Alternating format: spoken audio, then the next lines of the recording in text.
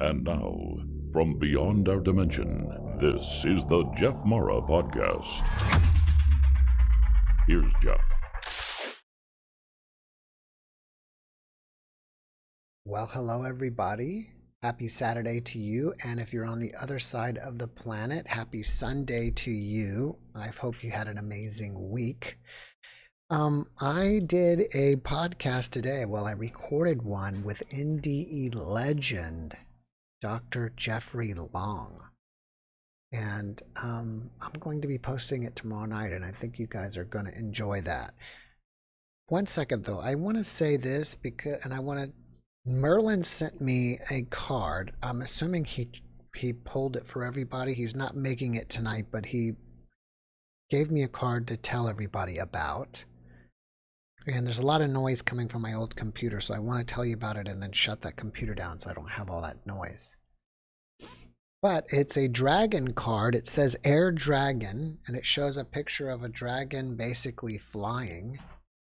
And it says, help you rise above earthly matters. Communicate honestly, brings inspiration and hope. See life from a higher perspective. So Merlin, thank you for that card, and I guess that's for all of us. Let me shut that noise. It's actually kind of going down as it is anyways. Maybe it's not up there too much. But yes, I had this great conversation today with Dr. Jeffrey Long. He's the one that started the NDERF.org website, Near Death Experience Research Foundation. It's been out there for 20 years. He's one of the winners of the Bigelow contest about continuation of consciousness. And if you're seriously into NDEs, then I recommend you see this video that I'm going to be posting tomorrow night. And we talk about some of the stuff that we normally talk about, you know, the simulation. We talk about the black void and all kinds of stuff, and it's great to get his perspective on things. So I hope you guys really enjoy that video. One more thing, or a couple things before we get started. If you want to join me and join all of us here, we would love to have you. So if you want to come on Zoom with me, all you have to do is go to Zoom, click join a meeting, and then down below in the description there is the room ID and the link to join me. And so once you join me, you'll get put into this waiting queue basically right here, and that's where you're going to be. And our website is doing much better. So if you haven't checked that out, it's jeffmarapodcast.com. And now I got a new email. So if you want to email me, it's jeff@jeffmarapodcast.com. And we have a new, every month now, I think I'm going to have this up and running. We're going to have a new mug and new t-shirt. And our very own Penny Sutton has designed us a bunch of designs, and we've got our first one up. And I tried to pin it, as if you're watching here, you can pin stuff. And I'm not sure why it's not able to pin, but I want to just go to the store and just see if it's there, because I thought we checked the other day when we created the mug, and it's there, and it is there. I just don't understand why it's showing. But if you go in the link below, if you're into coffee mugs and t-shirts, and we're going to make this t-shirt in a whole bunch of different colors, so we're just we're almost done with it. We're just kind of working on it. But if you look at the thing, it's a heart with a UFO, and it says love each other, so it's cool. And we'll see how it goes. We'll see if you guys like it or not, and we'll try to keep putting out new things for you every month.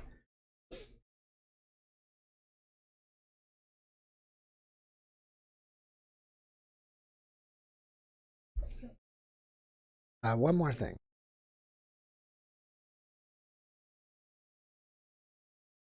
And our website is 95% complete. It just has a few things that need to be fixed up. It's almost there, but it's looking much, much better. So if you guys have any ideas about what to add to the website, because we can add more pages, I'm considering adding like I've been adding interesting news articles to the Facebook page.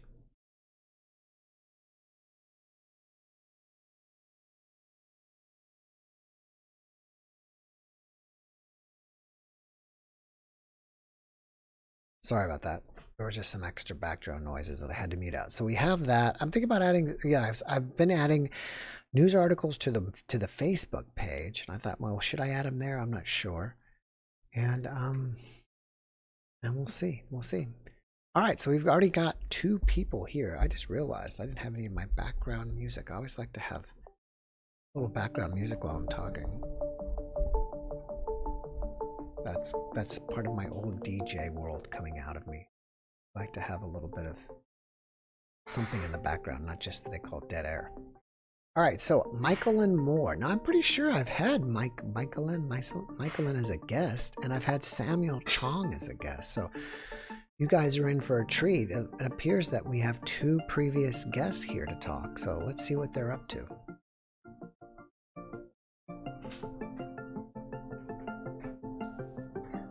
Shazam. Shazam. We don't hear that word too often anymore. We're dating ourselves with that kind of word. Hey, I'm the only one who will date me anymore. Yeah. Well, it's great to see you again. How have you been? Well, it was a hard year. Yes. And I got over Lexapro, and Okay. it's been June 22, 22 is when we saw each other. June 22, 22. Wow, all 2s. Well, I guess it's 6/22/22. That's amazing. Okay, so I have to apologize. I don't remember what we talked about, because I've had probably about 300 NDEs since then or something. Right, we talked about my NDE, and remind us, can you give us the brief synopsis of how you died and what you did on the other side? Okay, well, this was a creepy way to die. So, by the way, I love the new hairstyle. Thank you.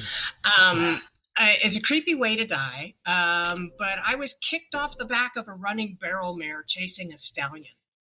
And he kicked me in the face, on the right side of my face, which knocked me out. Okay.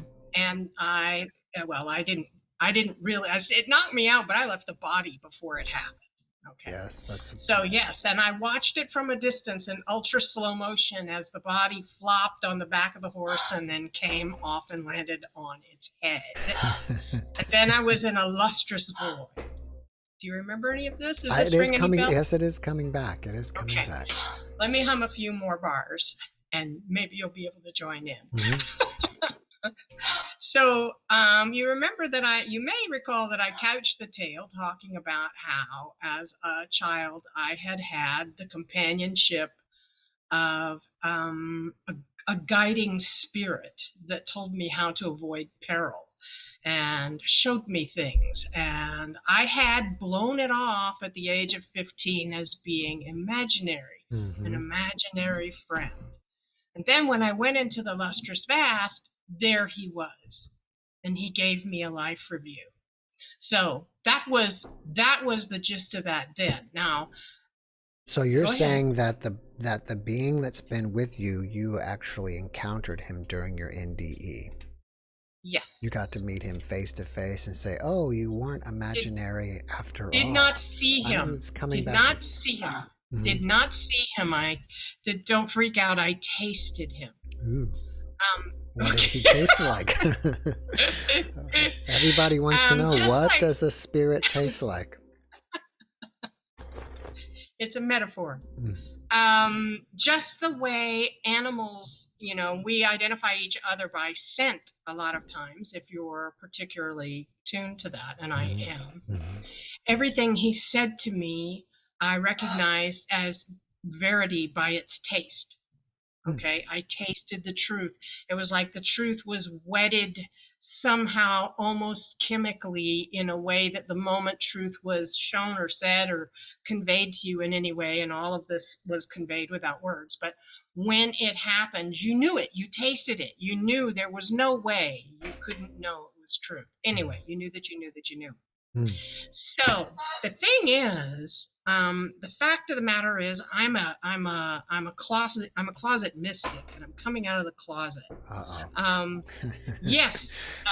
Don't tell you anybody. Recall? No, I'm kidding. Okay. Yeah. Well, here I am coming out of the closet.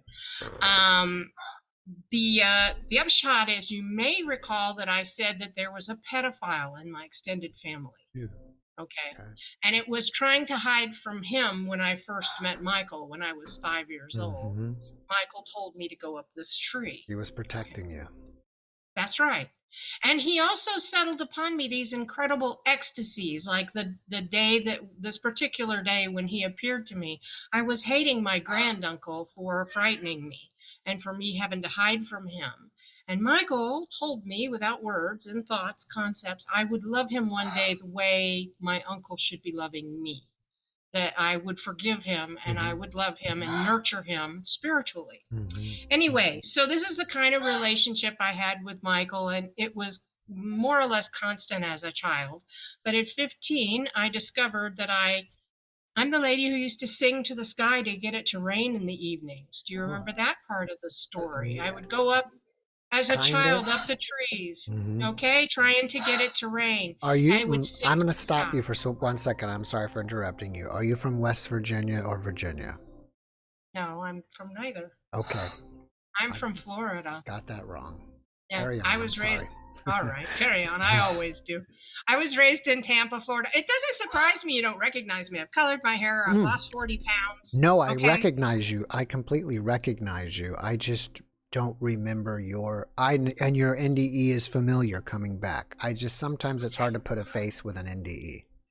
Maybe you remember me talking about being able to, from the other side, seeing my team was here, and that I came back to rejoin my team, and that you were helping me get hooked up with my team by doing these NDEs. Cool. You may recall it. Anyway, the name is Michaeline Moore. Yes, I knew you.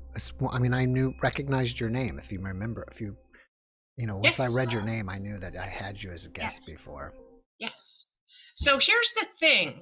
I blew Michael off for a number of years and then discovered him in the lustrous void and realized he was real. And now, since then, Michael and I have had a very tight relationship, and we're more or less in an ongoing state of revelation. Anytime I want input from Michael, I can generally get it pretty quickly. Right. In any case, since you and I were last together, I've written 3 books. Wow, 3? And published. Well, I've been working them on since 2017. And these are literary erotic fantasy. Okay? Nice. One of them is a memoir. of my life and how I met Michael and how that relationship evolved. You may, and then the other two that are presently up, and a third one will be out in about 3 months, are, let me go back a little bit. In 1995, Michael came seriously into my consciousness with a Kundalini awakening and demanded I began writing these books. Okay. I didn't know why I was writing them. I was getting ready for grad school for marine biology. I didn't know what was going on, but I started writing them because there was no way I couldn't write them. I couldn't even rest till the words ran out for the day. And it was like they were on and then they were off, like a spigot shut off. And if there were other things I had to attend to, words did not come as, like Michael would say, go take care of the real world stuff. The words will be here when it's time. So those books evolved into a series called The Vampire Grail Affairs. Ooh. That's the literary erotic fantasy. And it's dead sexy vampires. Well, and I the love interesting vampires, so I think that. Okay, well, is it anything like Anne Rice's books?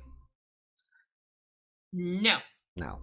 Doesn't mean it's bad or, that I'm just, No. that has really no meaning. I was just curious if they're anything similar. No. So the memoir, my vampire is it's a separate species. Okay. They are a species of co-evolved human. And they've been hiding in the age of science by propagating the myth that vampires were supernatural, because they knew in an age of science we'd throw the vampire out with the baby water, the bath water for the baby, the supernatural bit, right? Let me ask you this: So, if they would make your book into a movie, who would play the lead vampire? I don't know. There's 3 lead vampires. There's a female lead vampire and there's 3 lead males. Actually, there's a lot of vampires in there. I can't really tell you. There's the problem. I mean, because some of these vampires are very large. One family of them are very large-bodied people. It's going to be a little difficult. Maybe I've been thinking Jason Momoa. Is that his name? Yeah, he's a handsome man. Well, he's more charismatic. he's more charismatic to me, but okay. Anyway, he's precious. So I've written these three books. I've put them together. Been working on them since 2017, and I brought them all together. And the 2 of them are already up in that series, plus the memoir. And the cool thing about it is, the memoir intertangles with the series, the fantasy series. So it's really metafiction, not really fiction per se. Interesting. Their world effectively hijacks my life when Michael requires me to write of them. Okay. And the 2 time streams begin to interact along some very interesting imagifestational lines that you'd learn about in the books. But I've got a special treat for you if there's any way to do this. Okay. Right now they're up. Are they on Amazon?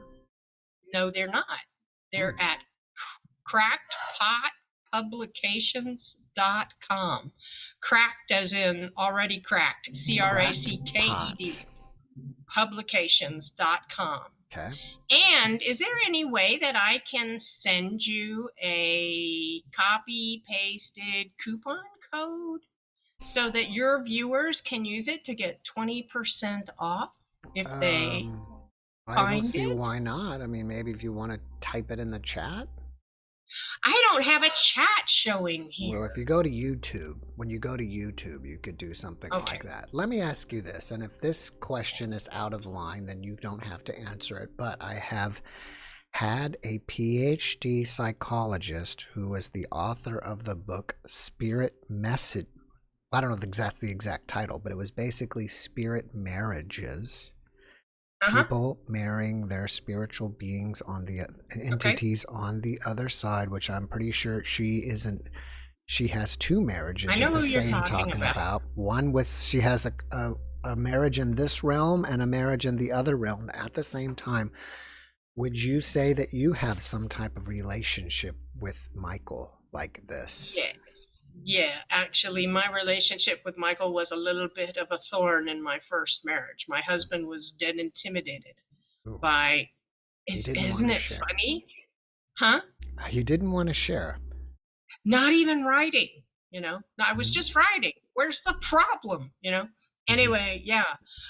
But it's not really, it is a marriage, but it's not a marriage that's been in any way solemnized. It's because he tells me we were initially two perspectives in one being, and that we decided Oh, like a to twin more or flame? less, yes.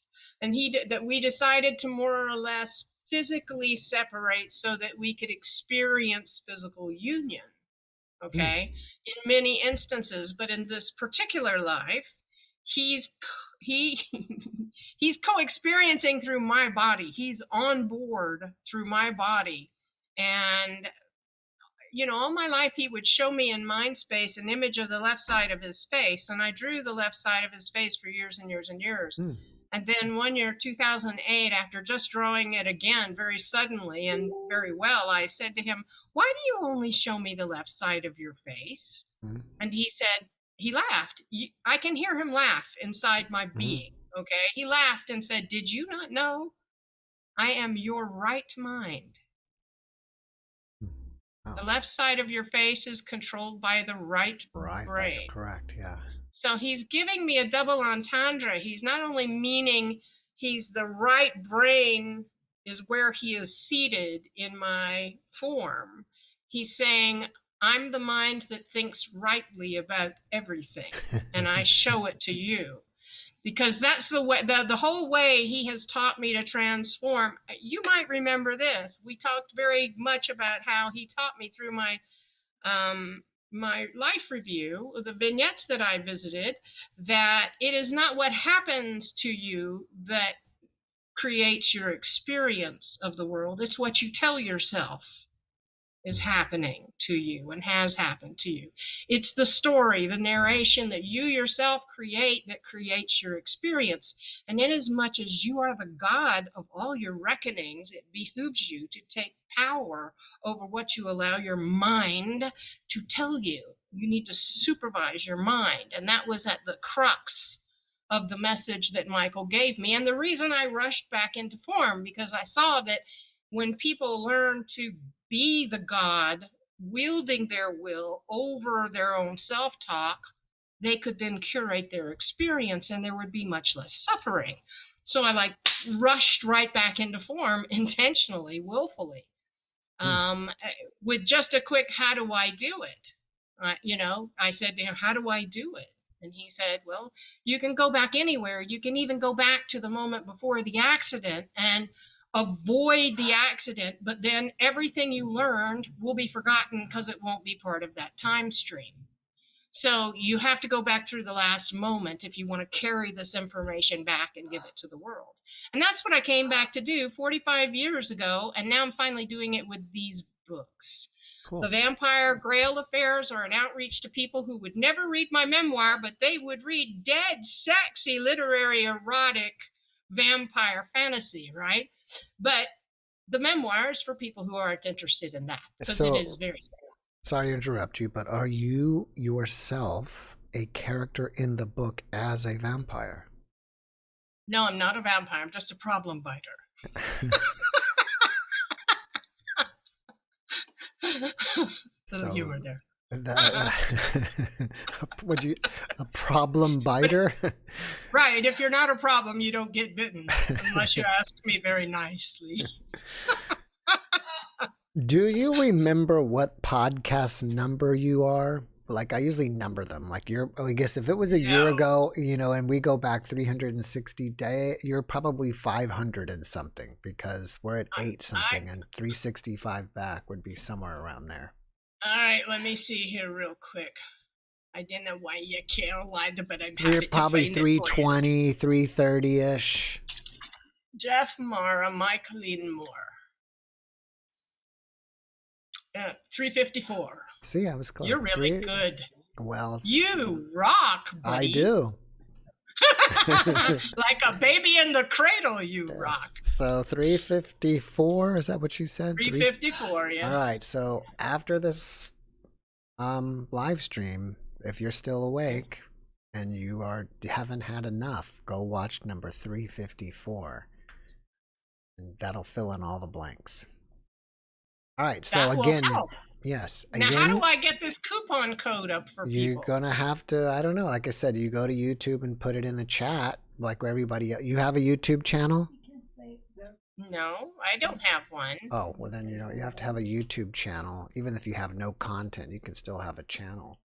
What can you say it verbally? Is like use coupon vampire or something? What's the coupon? What is the code? The coupon code. You got to make it something simple like vampire. It doesn't allow me to do that when it generates them, sadly. Oh, well, what? Sadly. Well, what is it? Like 3xab dash? It's fairly long. It's not terribly long. Hang on a second, and I'll give it to you. G is in Gerald. F is in Frank. 7.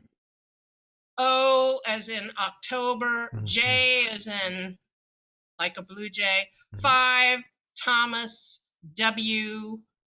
M.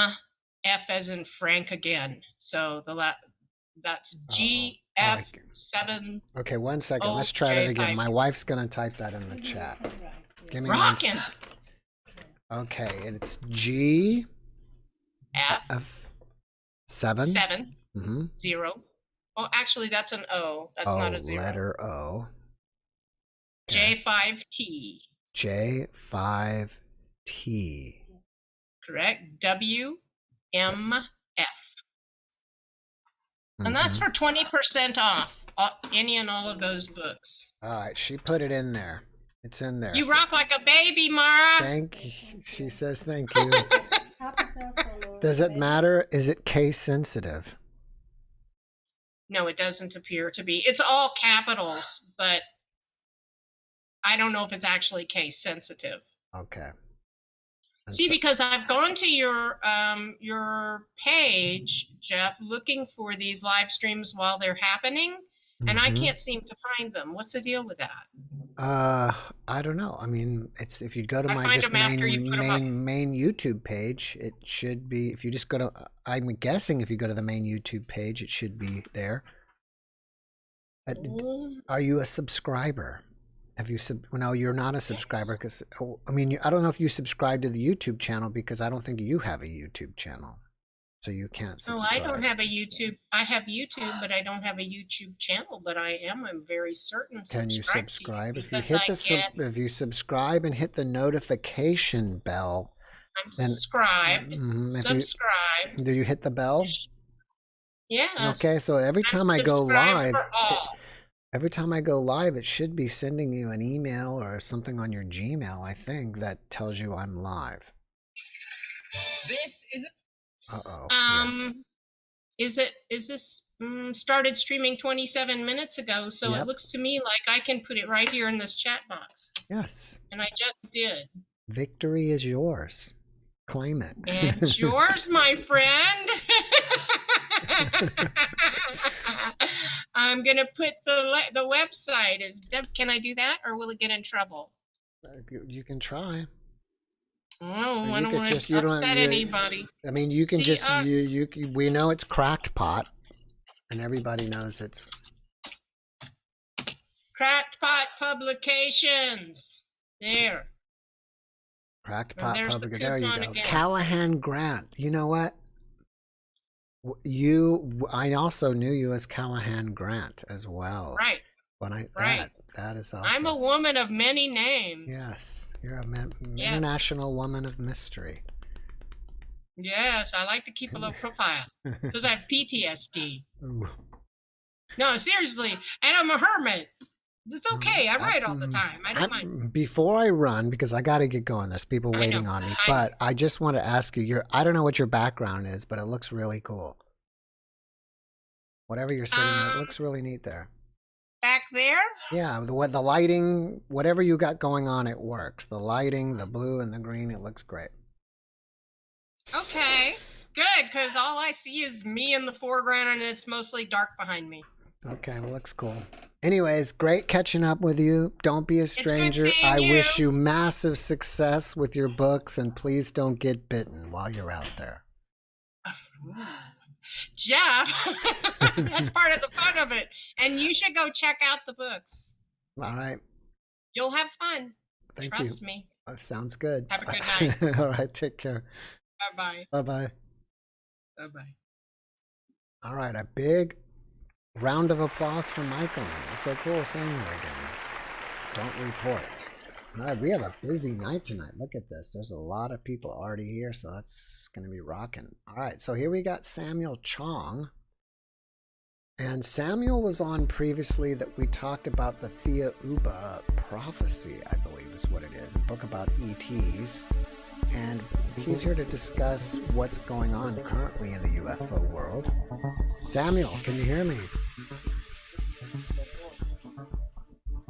Samuel? Samuel. Hi, yes, hi. If you can, take the YouTube channel and mute that volume so we won't be echoing. Sure, I turned it off already.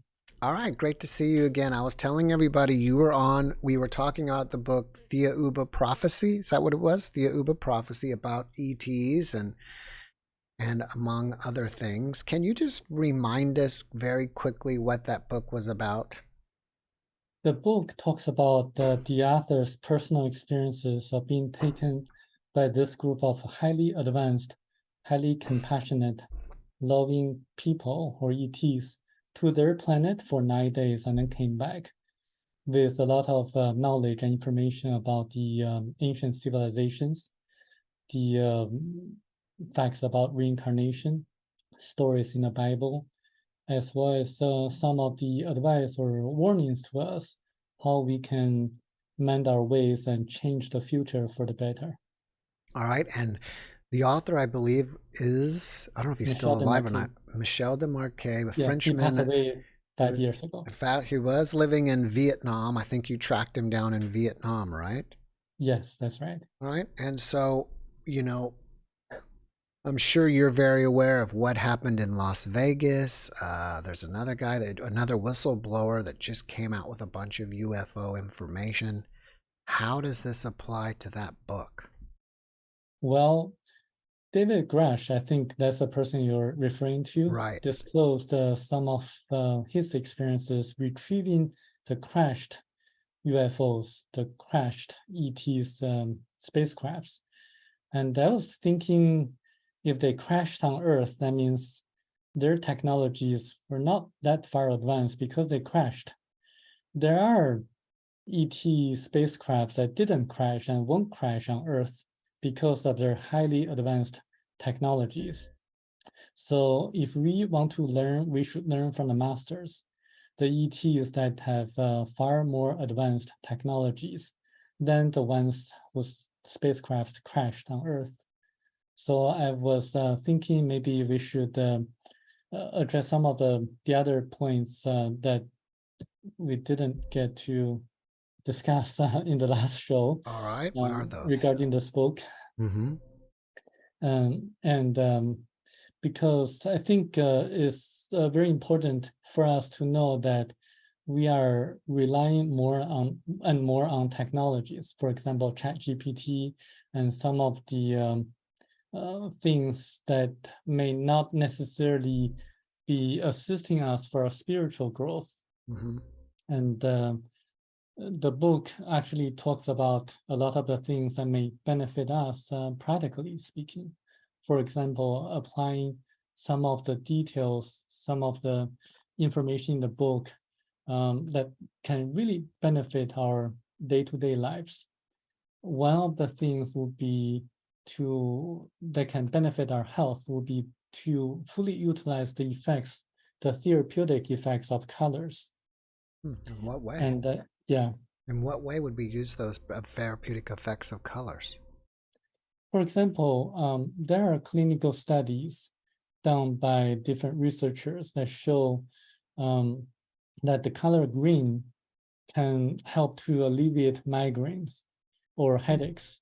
Oh. So people who participate in the experiment really want to get the LED green lights home, and they request it to be given to them because of its very, very strong and beneficial effects to their migraines.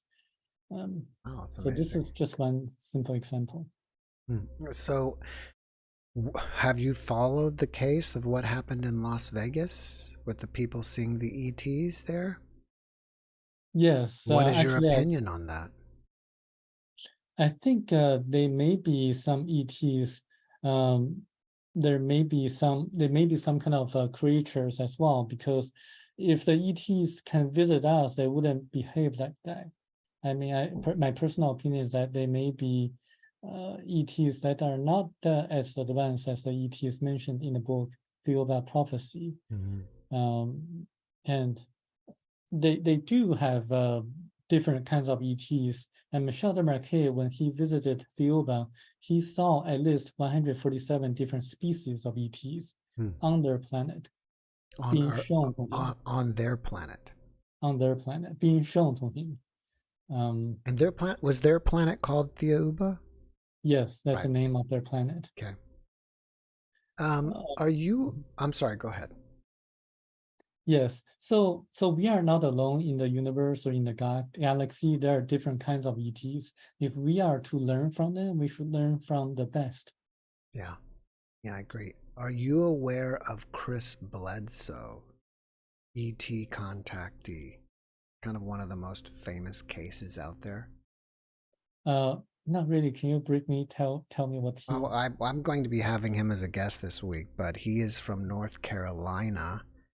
He was on a fishing trip with his son and 3 of his employees out in the forest of North Carolina, and he took a walk downriver and got abducted.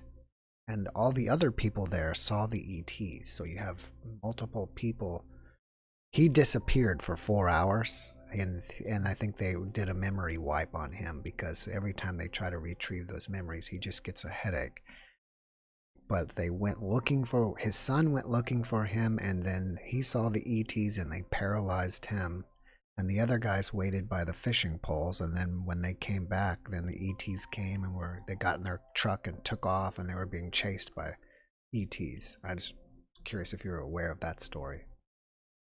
Did he receive any messages or information?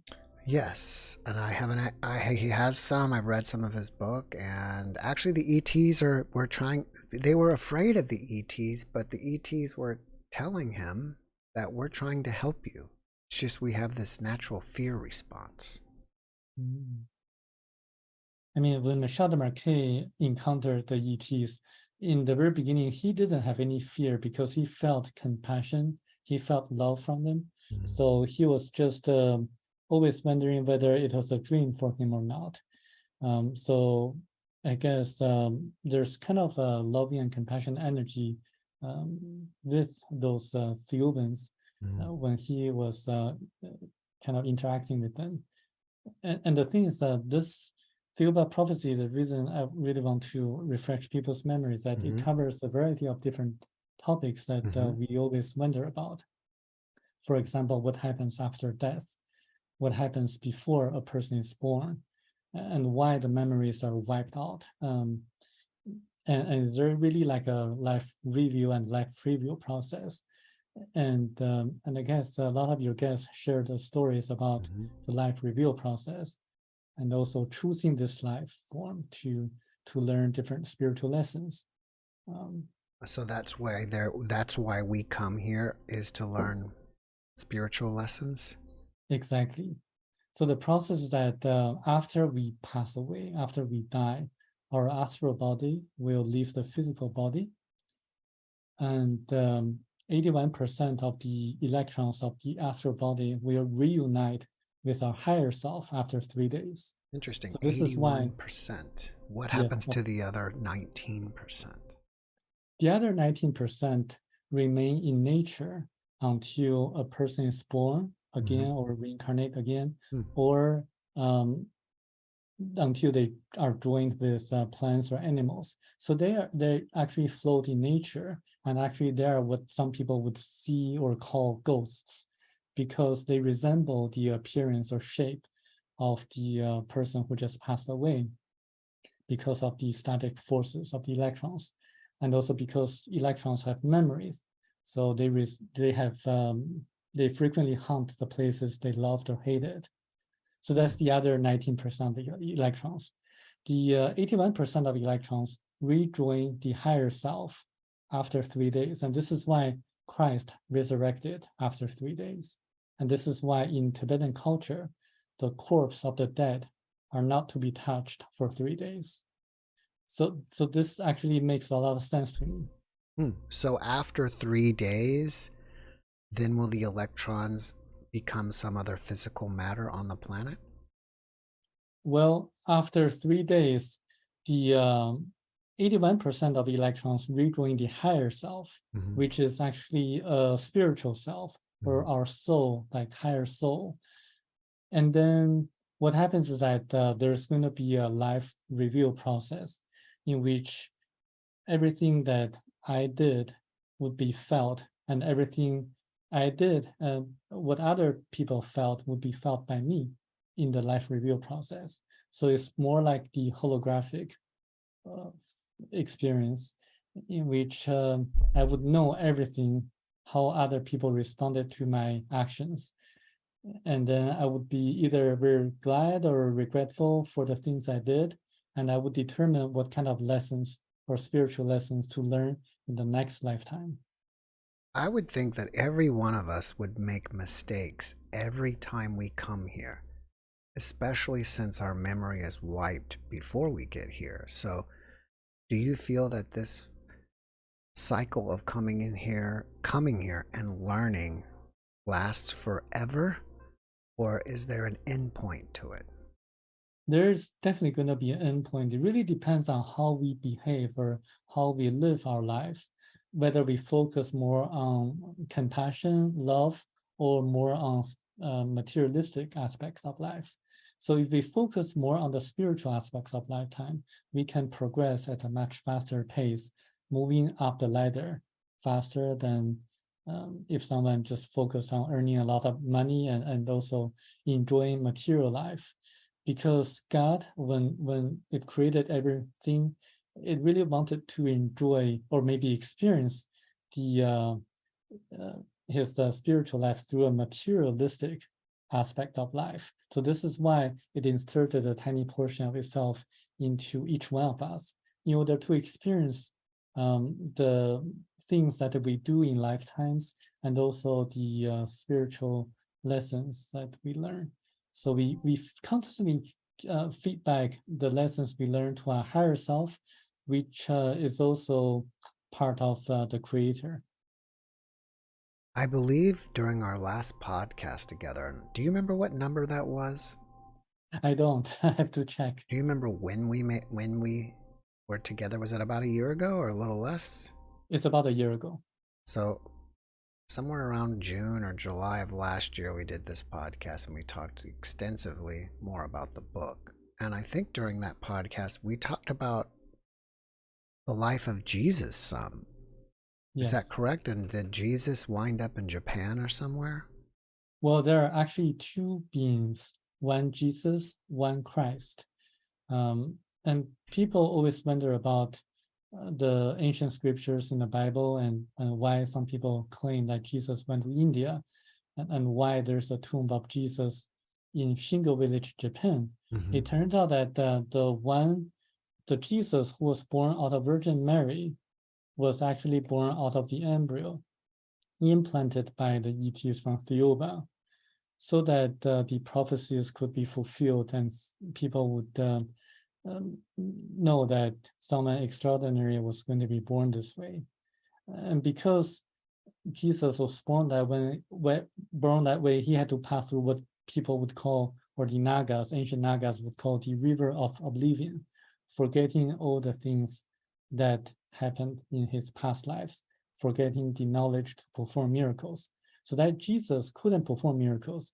And this is why in the Bible, there's no record of Jesus performing miracles before the age of 30, before he began preaching. Christ, on the other hand, is someone else.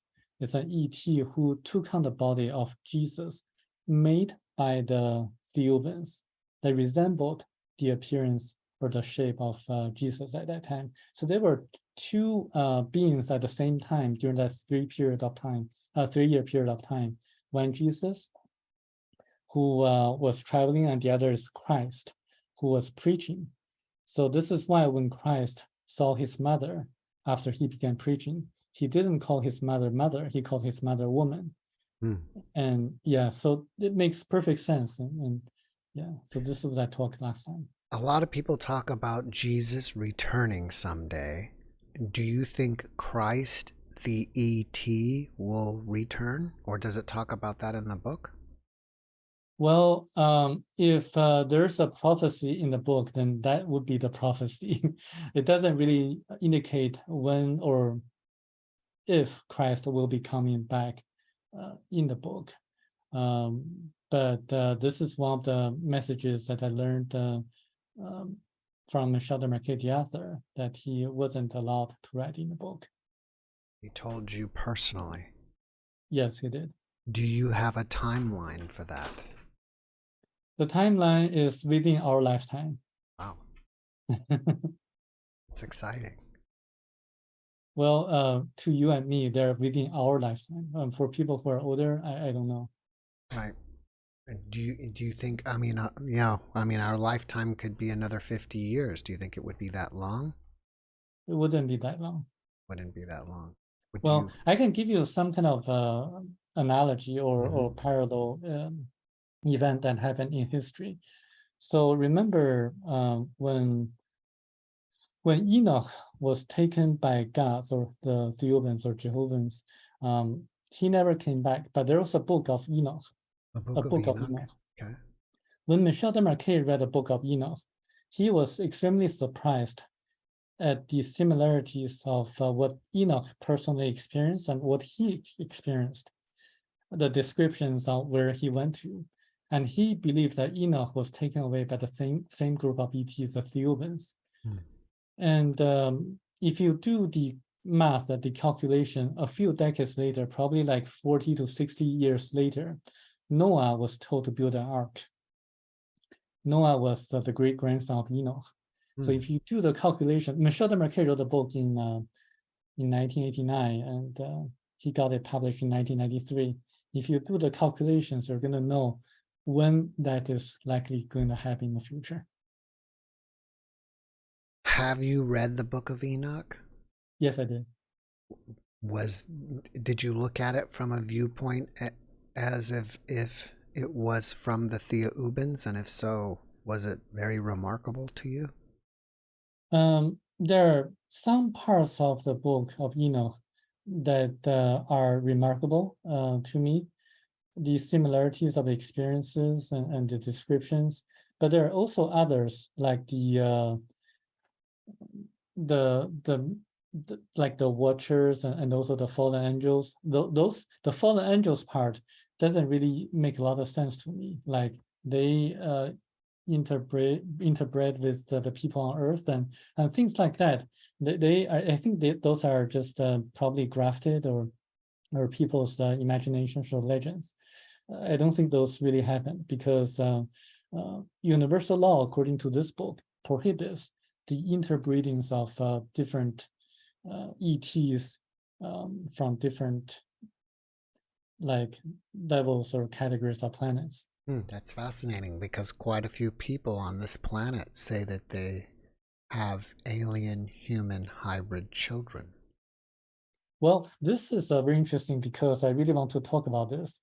I know that there are some technologies that have not been revealed to the public yet, but there are some people who are talking about holographic simulation technology, in which the experiences are projected into the people's memories and the brain, making them believe that certain things happened.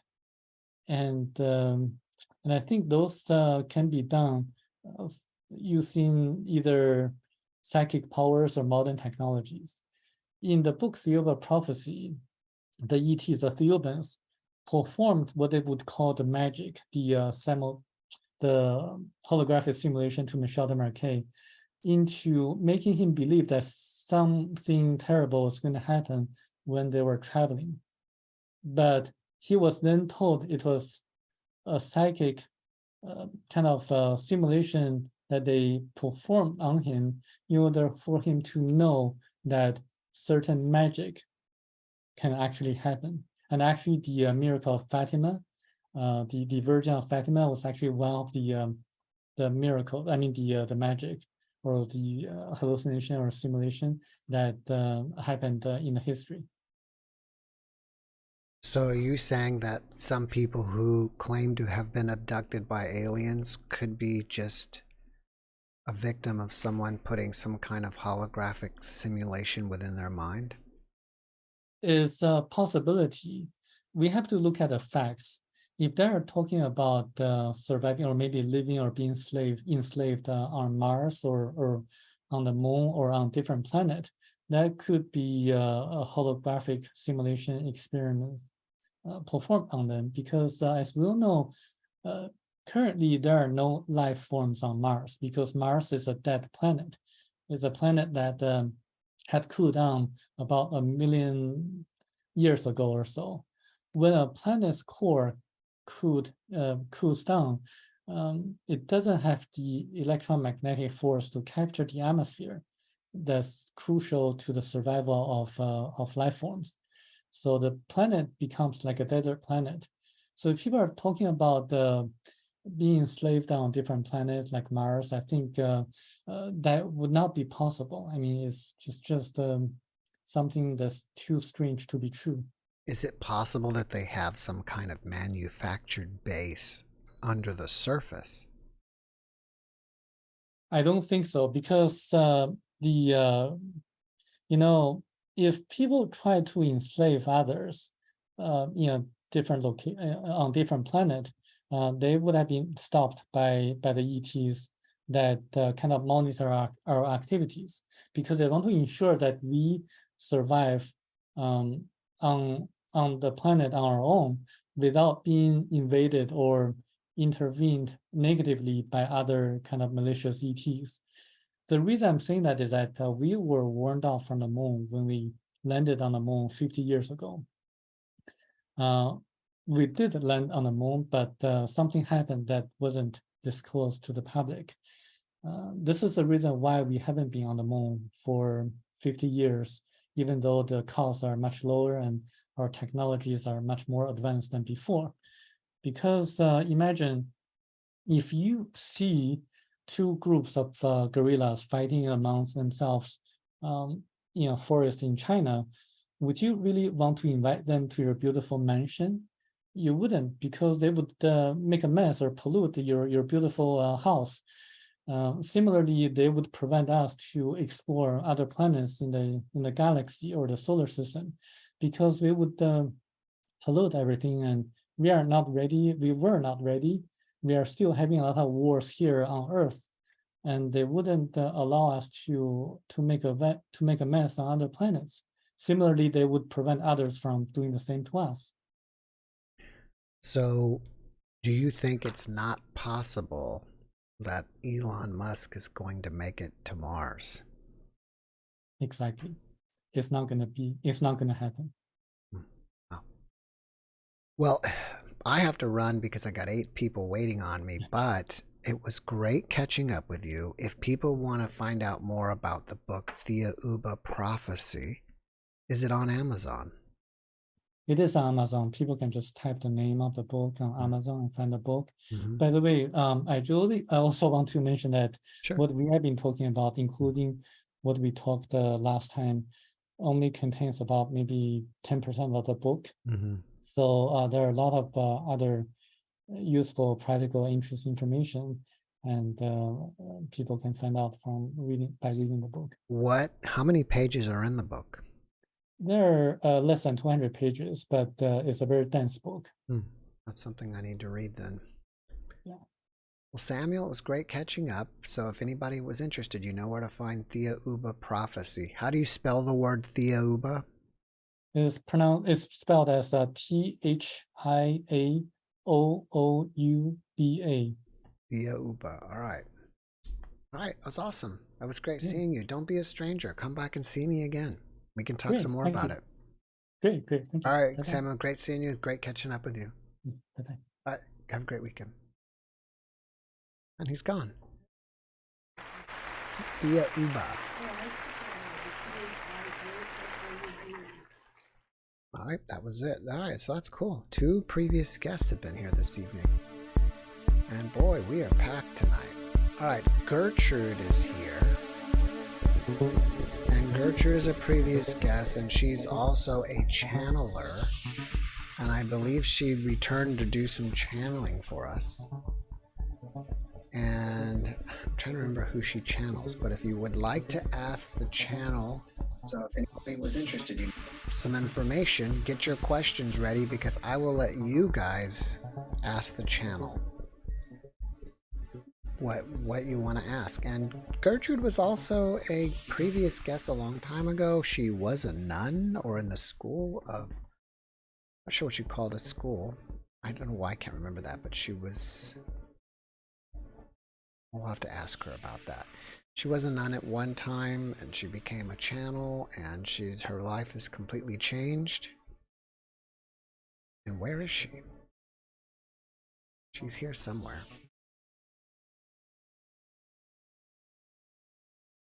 Here she comes. Gertrude, how are you?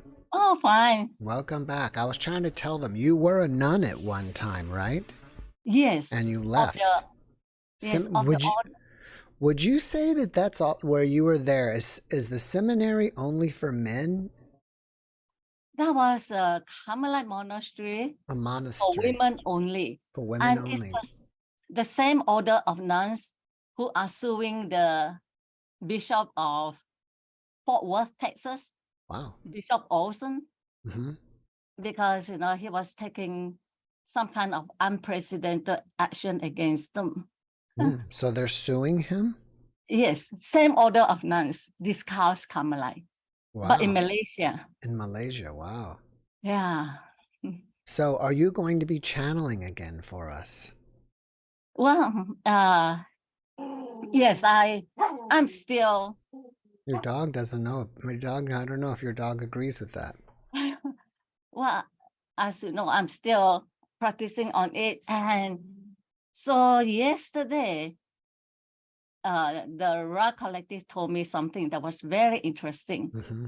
Well, I get idea how to step aside. It's easy to talk about step aside, but how? Mm-hmm. And I usually try to go inside, but actually it goes up above on another part of the brain. Mm-hmm. And then they gave me one word, autopilot. So what happened with conscious channeling is I am in the driver's seat, I can hear like taking detection. Mm-hmm. I can hear the words coming in, but I have been practicing more and more. So it's semi, which means that when I channel, I don't know about questions and answer because I don't do that as much, but I could try. But when I channel like 10, 20 minutes, then now it's more like semi-trance channeling where I am passive, so autopilot, where I get into a more passive mode than conscious channeling. Mm-hmm. So what way did you do it last week? More conscious. This week is probably going to be more conscious than trance because I am still practicing on is, you see, with semi-trance channeling, I get into it and then I go deeper and deeper and deeper in. But when I am answering questions, then it's different. Right. Because I watch it back and I notice that it will be conscious and then trance, semi-trance, and then conscious, semi-trance. So, all right. Yeah. So, are you saying you want to channel or you don't want to? I'm a little confused. Yes, I could. Yeah. And you were channeling, I forgot who you were channeling. You used to channel somebody from the Ra Collective, but I thought you were somebody different now. I guess my 2 dogs. That's why I do it here, because in the bedroom they might disturb me, but they follow me here. I was channeling Ra Collective, right. but Rahasha, and then so I asked, that was a name given to another channeler. And so I asked them to give me a name, and they gave me Lhasa. Lhasa, yeah. Yes, Lhasa and Collective. Oh, sorry about that. The doors are so unpredictable.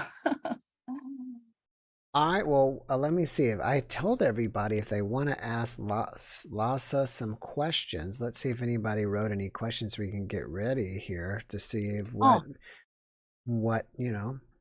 I do remember. What I do people want to remember. know about Lhasa or about. Yeah. I'm sorry. Go ahead. I do remember the number that I was on your channel. Oh, what number was that? What was it? 740. 740. Okay, that was a little over 100 back. So yeah. That makes it only about 3 or 4 months ago. Is that about right? Yes. Around around March, beginning of March, March 7th or 8th. The interview was March 7th. Oh, okay. Well, do you have to get prepared to channel? Oh, I have been preparing myself. I mean, did an hour meditation. So do you just start, or how does Lhasa come to you? I asked them to come in. So I already asked them to come in, and I can feel their energy. It's very, very strong. And usually it makes it hard to talk because the energy is so strong. And I can sense them with my third eye chakra and my crown chakra. And then it's like, my head, what I do, ask them to come in and take me over. And so I can actually feel their energy inside my body. Do you think that when you're channeling, you're going to go into a trance, or will you be semi-conscious and aware of what? Even when I am in a trance, it's semi-conscious because I go into a trance easily. Not complete trance, but semi-trance. But I go into a trance easily. Okay. All right. Well, your Lhasa. Are you ready? Yes. Here's a question, Lhasa. Do you have guidance for human physical health in general? And if so, what's most important? The most important is to eat according to the needs of your body. Because as you move higher in vibration, your body itself will tell you what it can stand and what it cannot stand. For instance, this channeler, even a few years prior, she started feeling a disinclination to eat meat. And that is how the body would tell you what you could tolerate and what you can't tolerate. Because as you move higher in density, your body cannot tolerate heavy food like meat, and it starts looking for food that are fresh with less preservative or chemical.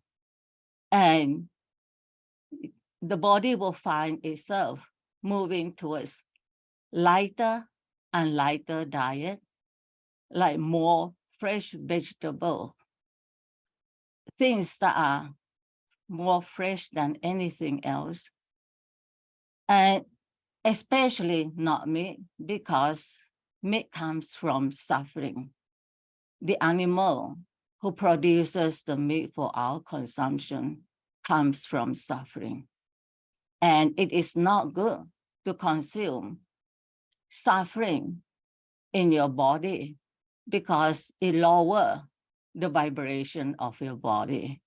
And what you want to do now, as much as possible, is to have higher vibration. Because to ascend to fourth density, you have to have higher vibration. And when you cross over, you will be measured or gauged according to your vibration. Your vibration will be according to your life lived on earth. If you live a life of low vibration, then naturally, when you cross over, you will have low vibration. When you choose to live a life of high vibration, where you move away from everything that is negative, and by that, it is in all areas, diet, news, and relationship, job, in all areas. And when you seek to live a life that is good, right, and of higher vibration, when you choose to live a good life like that of saints and yogis, then naturally, when you cross over to the other side, your vibration will be high, and you will be judged according to your vibration as to whether you move up to fourth density or stay back at third density, or when fourth density happen, then third density vibrational beings will have to go to a planet of third density. How can we contact our guides for healing? It is very easy. Talk to your guides. Make the intention, ask them for healing. And with healing, it is not there or anything that heals you. It is your body itself that heals you. And when you call on your guides and ask your guide for healing, what they do is trigger the healing properties in your body, and you yourself effect the healing. One good means of healing is to make sure your 7 chakras are open and not closed, because this impede the energy from flowing freely through. And the more freely the energy flows through the chakra, the easier it is for your body to heal. And so it is a good practice to start the day by opening the 7 chakras of your body. And Archangel Raphael is a good archangel to call for healing. It is my understanding that the Raw Collective are ETs. What planet are they from? They are now residing in Pleiades. When we were in the 5th density, we were on Venus. But when we move up to 6th density, Venus no longer fit us. And so we are now in 6th density on Pleiades. And it is a planet of light. We are from the realm, from the angelic realm, and we are beings of light. So if you go to our planet, you will see light only. You wouldn't see anything else because it is a planet of light. How many densities are there? There are 8 together, and we all start from the first density, which is the air, water, fire, and the like rocks, all those inanimate things are first density. Then trees, animals, second density. With animals, second density, if you show them a lot of love and they develop personality and awareness, then when they reincarnate, they would reincarnate into third density. So on the planet Earth, you are third density, moving towards fourth density. Then there is fifth density, sixth density where we are, and seventh density where you will be pretty much very close to the source. And with eighth density, you are back with the source. My previous guests mentioned that Jesus Christ was actually two beings. There was the Jesus that was born from Mary, and then there was Christ that was made by ETs as like a copy of ET's body. I mean, Jesus's body. Do you have any information about that? There are, at one time, there are several of Jesus existing together. For instance, this channeler is channeling an aspect of Jesus called Emmanuel. It is not the Jesus in the gospel, but an aspect of Jesus living on a, you can say, a parallel existence.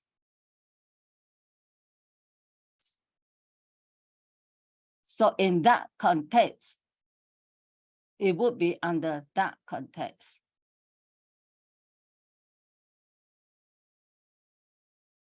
Do we travel outside of our bodies when we're dreaming? Yes, indeed. When there are some who are aware of it, but most of you are not aware of it. When you wake up feeling very tired, it is a sure sign that you have been very busy while sleeping. There are many of you who are wanderers who come down to help planet Earth, but are wanderers. And on the other side, they continue their work, their duties.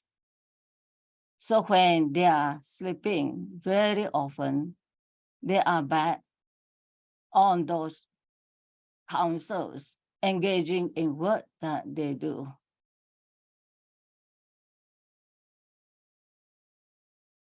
Lhasa, I have no more questions. Thank you for coming today and sharing with us.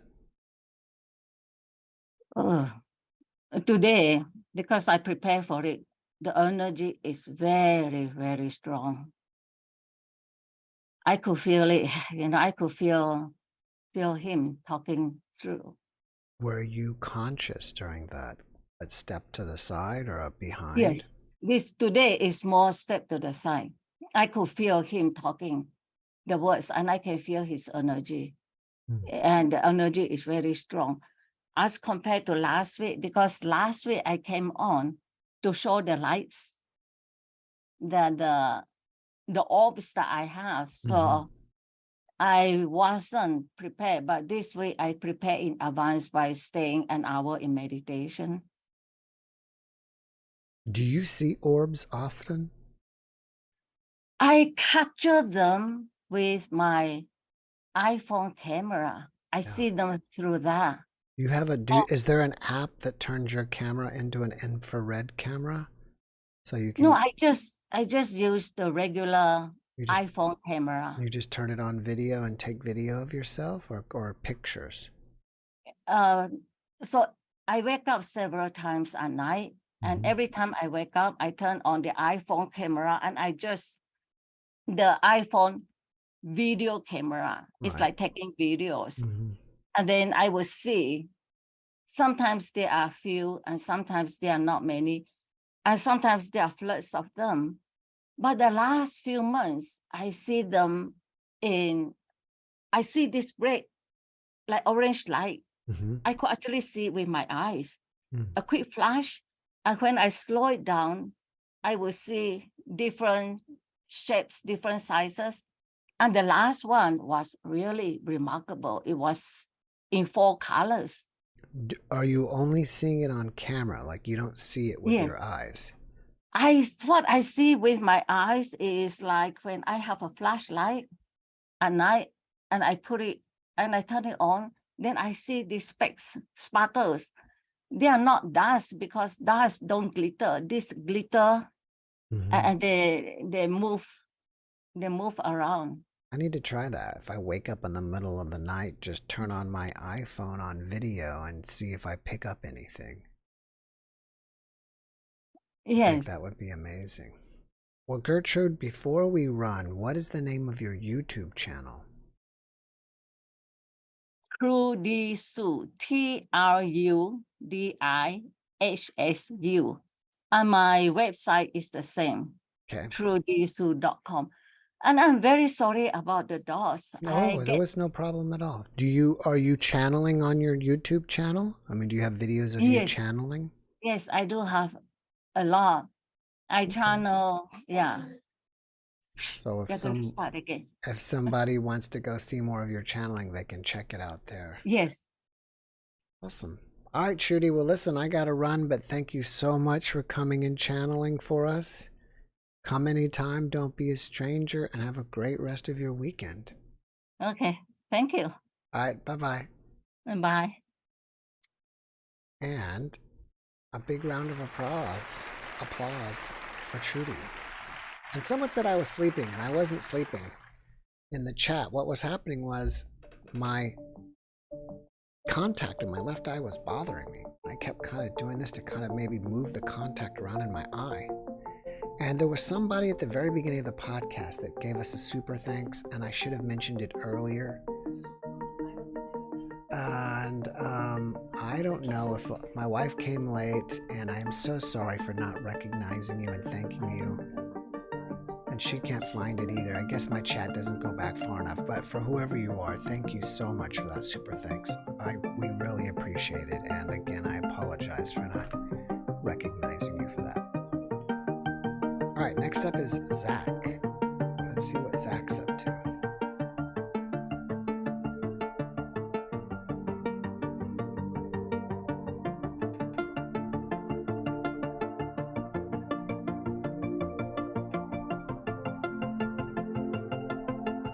And again, I just want to let you guys know that tomorrow is going to be a fantastic interview with NDE legend, Dr. Jeffrey Long. Zach, I'll wait for a second. He has been an NDE researcher for over 20 years. He's probably done the most research. He has over 4,000 cases. And I pick his brain and talk NDE shop with him. So I think you guys will really enjoy that. Let's see. I think this is the same Zach. I'll try to admit him again since he went to the bottom of the line. Let's see if we can bring him back in. See if it works this time. And then what else? I was saying earlier that I have a big UFO guest coming up on Tuesday. I'm going to be with Chris Bledsoe. And that one should be an amazing podcast. And Zach, Hi. Hello, yeah. Hello there, sir. What's going on in Australia? Oh, I'm having a really lazy morning listening to your wonderful show in my bed. Well, lazy mornings are good.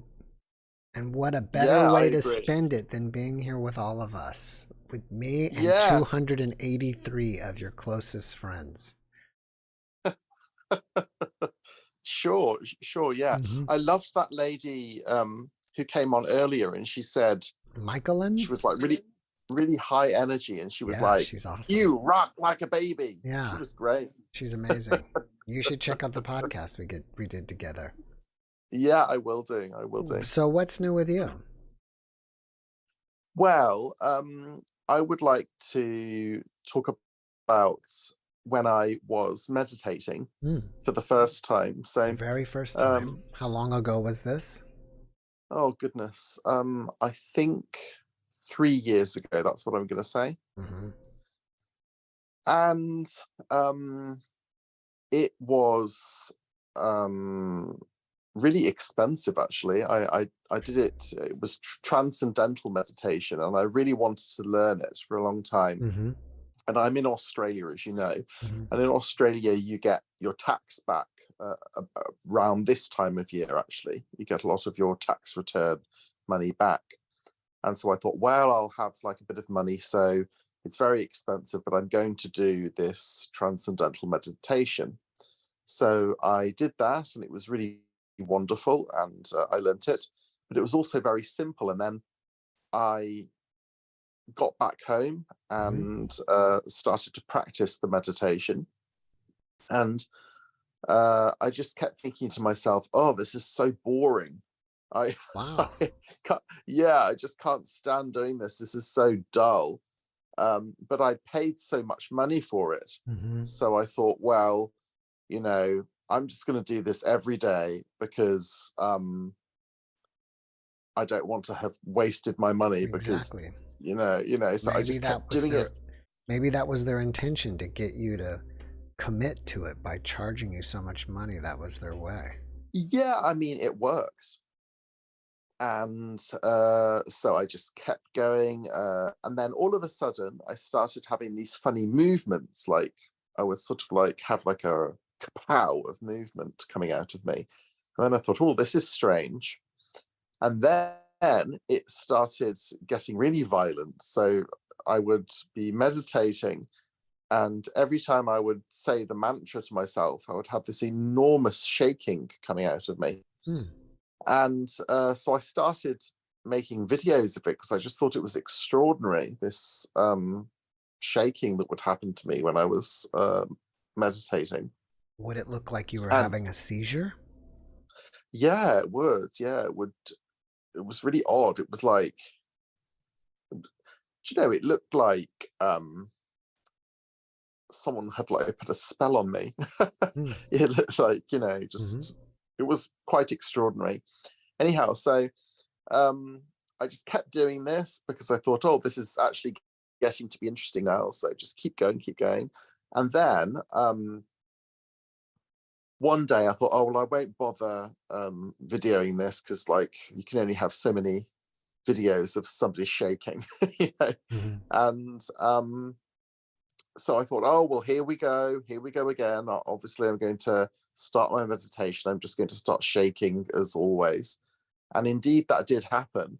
Well, what did that mean? What did that mean that you were shaking? I mean, what was causing the shaking? I don't know. Maybe, I don't know. Like I can tell you what it felt like. It felt like my ego, if I don't really know what the ego is, to be honest, but it felt like I was very, very reluctant to be peaceful. That's what it felt like. And it felt like, sorry to interrupt you, but somebody made a good point in the chat. Is it possible that you are starting to rise your Kundalini? Yeah, that could be. And in any case, I just started shaking as per usual. But then all of a sudden, I sort of went forward, And then I thought, wow, this is extraordinary, because I'm just really being very, very affected by this phenomenon that's happening to me. And then all of a sudden, I flipped back onto my bed, and I just kept with the meditation. And then I experienced the most amazing thing. It was like divinity. It was like angels were around me or something. I experienced this intelligence and this joy and this beauty and kind of heavenly kind of feeling. And I just kept on the meditation, but I thought to myself, wow, this is incredible. I was so overwhelmed. I was thinking, like, this is unbelievable. And then in about 2 minutes or so, then it was gone. But it was so incredible. And then I got straight back in touch with my teacher, and they said, oh, that's good, you experienced some bliss. And I've never experienced anything like it since. It was 3 years ago. I've experienced a lot of other wonderful things through meditation, but that's the thing that I wanted to talk about today, that extraordinary heavenly feeling that I experienced. Are you still meditating? Yes. Okay, well, it seems that multiple people commented here in the chat that they feel like it was something to do with Kundalini, so yeah, maybe yeah, so. I think so too. Yeah, I think so too. I think also it's quite interesting with me with the shaking, like I don't know, I've got like a very feels like I've got a very maybe mischievous or stubborn, a very stubborn quality to me. And it's almost as if the shaking is sort of trying to shake the stubbornness off me. For example, with that lovely lady who was saying rocking like a baby, I just had these most extraordinary reactions with such things. Even with your show, I think you know, the title that goes, and now from beyond our dimension, this is the JeffMara podcast. Yes. Here's Jeff. You know, this. So even that just has the most extraordinary reaction to me, where I view that and I think, wow, look what's happened there. And then I want to sort of not just listen to it, but I want to sort of, like a little child, like a toddler, sort of, oh, look at this thing that's happened. Sort of not being adult, being childish. This is something which is in me. Yeah, I don't know. I want to say this before I run though, Zach, and that is, I think you kind of started a trend, because I think more people are joining me on the open line chat now, laying in bed like you are. So I'm a trendsetter. you are a trendsetter here. Yeah, in my pajamas. That means everybody feels comfortable with us. Well, Zach, yes, I need to run, brother. I have a lot of people waiting on me, but have a wonderful day in Australia. Your day's just beginning, and thanks for popping in and sharing with us. Thank you very much, Jeff and Mara. Goodbye. Bye-bye. And a big round of applause for Zach. All right, next up is Aiden LLC. That's an interesting. He's an LLC. Limited liability company, I presume. Or maybe it means something else. Maybe this is his business's Zoom that he Zooms with customers online or something. I'm not sure. Anyways, again, I was saying that tomorrow's video is going to be with Dr. Jeffrey Long. I hope you really enjoy it. I'm going to be with Chris Bledsoe on Tuesday, and he has an amazing ET story. And I just posted the video the other day of the woman who dated an ET, and she has more stories. So I think we need to get her back and talk about that. And Aiden We can't. We can see you, but we can't hear you. Let me do. Oh, there you are.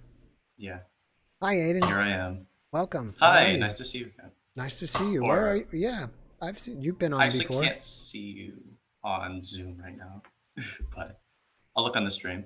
Yeah. All right. Where are you from again? I'm trying to remember. I am an Oregonian. Oregonian. All right. All right. Well, Right. thanks for coming back. What do you have to share today? I would like to continue because I mean, I didn't quite realize how much this channel would be speaking about Christ, but Mm-hmm. it's encouraging Mm-hmm. for sure. It's also simultaneously quite discouraging because everyone has their own relationship with the truth, as I have come to understand. I think that's a beautiful reality. Mm-hmm. I like that we're different yet similar.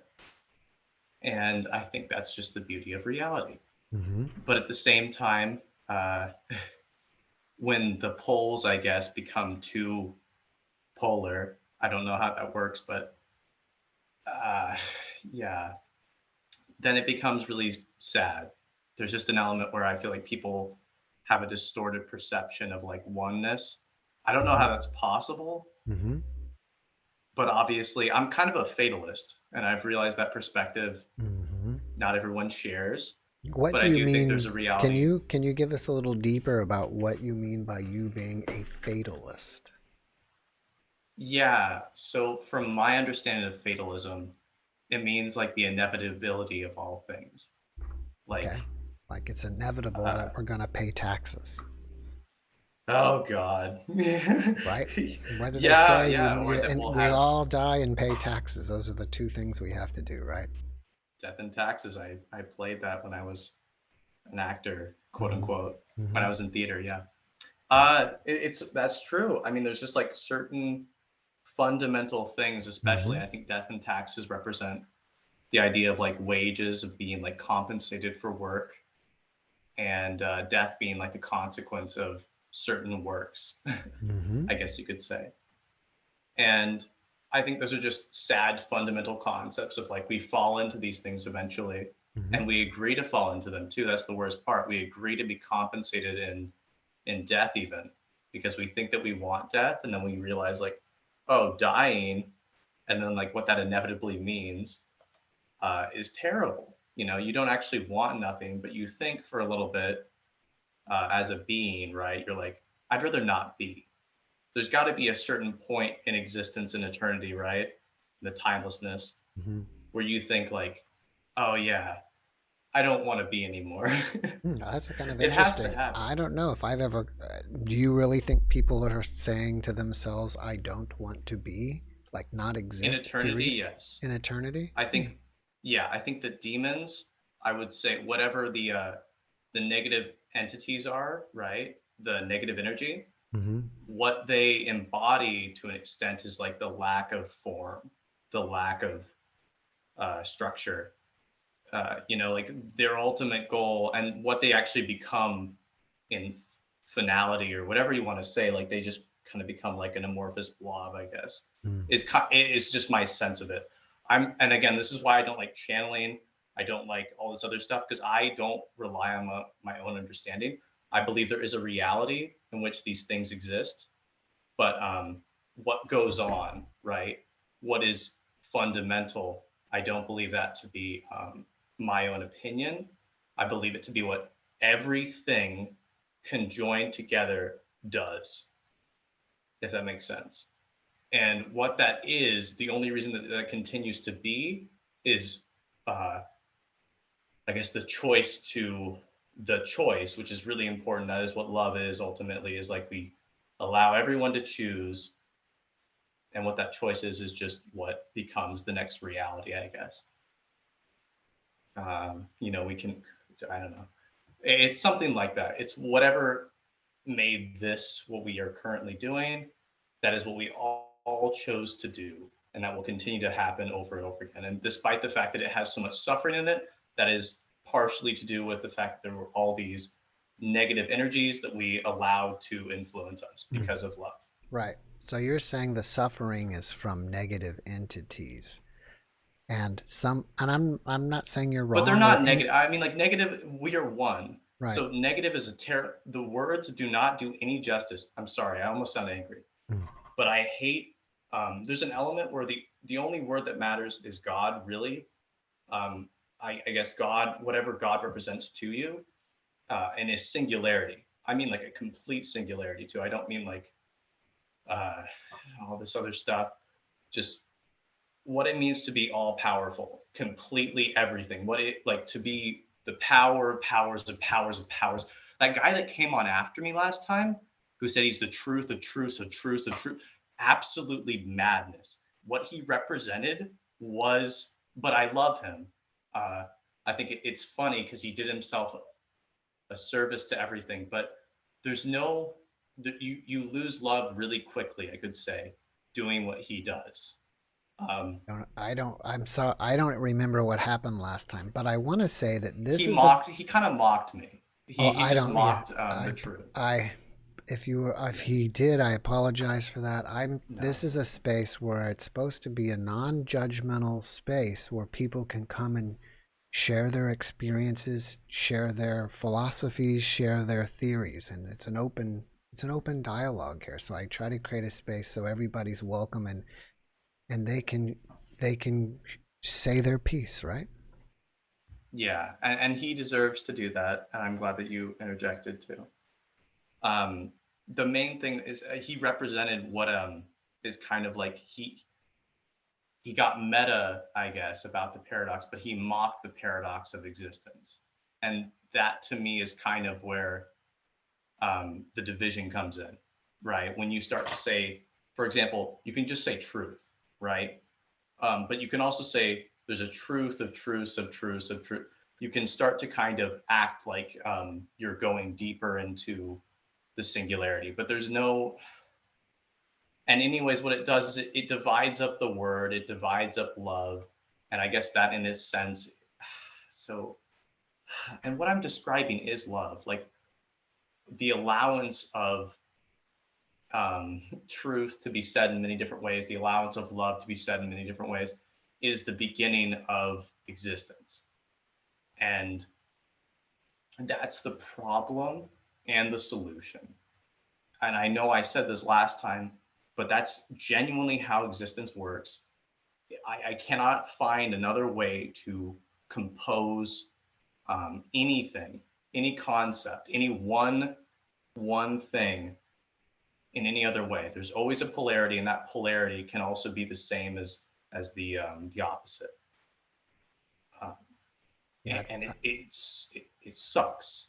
well, I think part of existing in this realm is a realm of duality, and when you leave and go to the other side, it's not that anymore, and it is all from love, like you're saying, and like all creation is from love. We come here, and this experience here is obviously completely I just didn't different. agree. The main thing is I just don't know why. For me, right, my own journey, I don't agree. I know for me, it's all just made up. Like I just said, do whatever, basically just make something up, just make something random up. I don't want to like insert any of my own stupid opinions. I don't care about me. I just want to keep going. I just want to keep going. That's all. And I personally prefer the oneness, you know, like I know I don't want to be acting like I'm different. That's the main thing. So do you believe, and ironically, do you believe that we are all one? Like when we go back to the other side, we all become one being? I think that some of us will act like we're not. And that is the whole issue, is that there will be many that will act like they want to be separate, and they will, in a sense, be separate. And again, it has to happen. It's like the fatalism, where there's going to be this exception of like the oneness. It will just happen automatically. And they'll like kind of mock the one, right?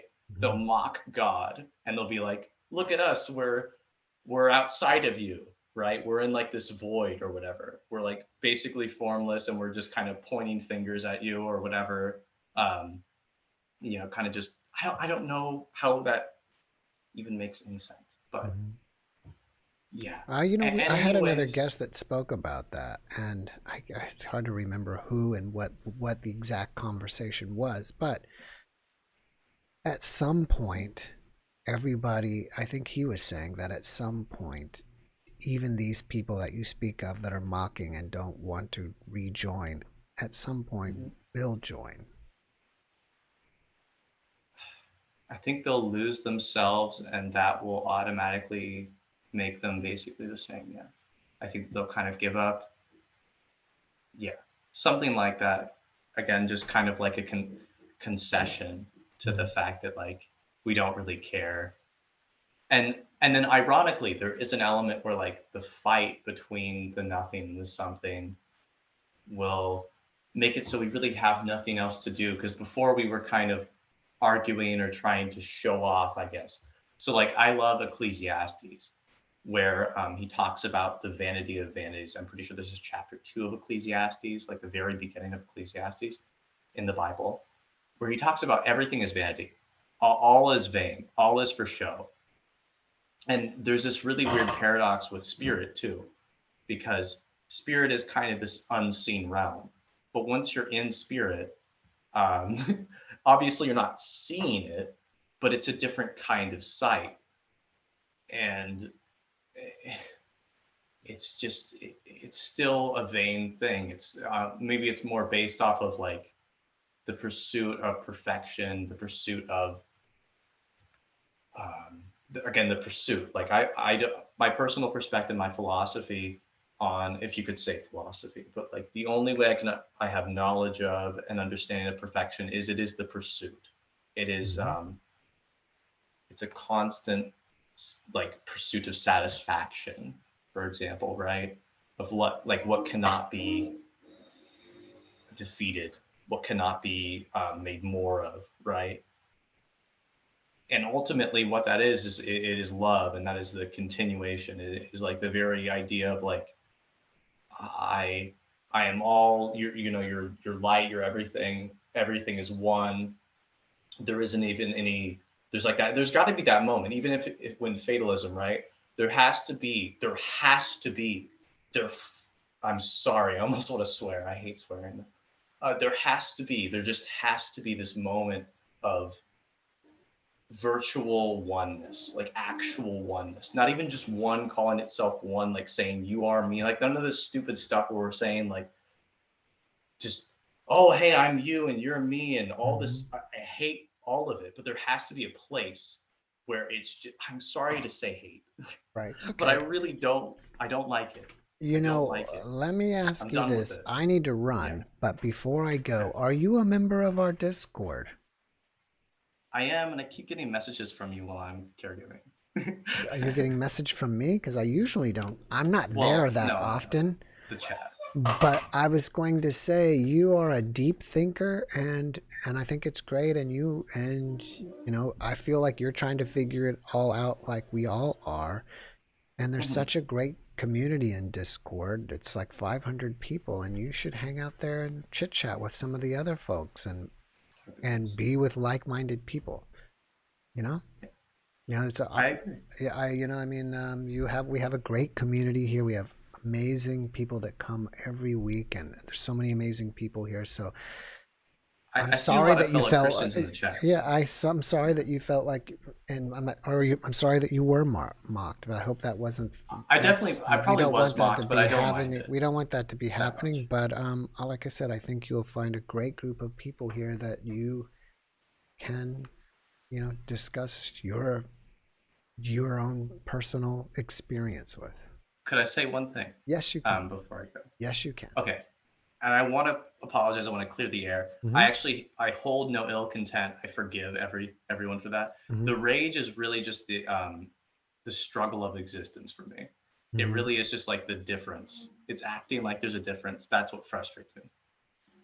Well, I think, and I understand that. And there's so many people that are, I don't know if, really, there's a lot of people suffering because a lot of people write to me personally, but there's, and if you look at the chat or look at the videos and the comments, there's a lot of, a lot of people say Earth is a hard place to be.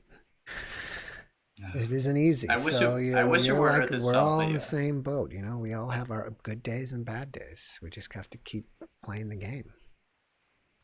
All right. Yeah. And it's okay if it's a game. for now to some, yeah. But it's just how it is. I guess a game is a really playful way to say it. Yeah, I like that. Yeah. All right, Aiden, I got to run. Thank you for coming and sharing, brother. You take it easy. Yeah. It's been a pleasure talking. Likewise. Or, ranting, I guess. That's okay. Take care. Oops. Lost him there. Anyways, a big round of applause for Aiden. Thank you. And next up is Randall Cooperman. And we'll see where Randall is. Podcast has joined the meeting. The game is a really playful way to say it. You are in the meeting hosted by JeffMara Podcast with 2 participants. Your audio is unmuted. Your video is off. Randall, are you there? There he is. Yes, can you hear me? Yeah, I can hear you. What's up, Jeff? How are you? You've been here before, right? Yes. I recognize you. Where are you from again? Los Angeles. Los Angeles. Yes. All right. What do you got to share with us this evening? Well, I got a couple stories. Yes.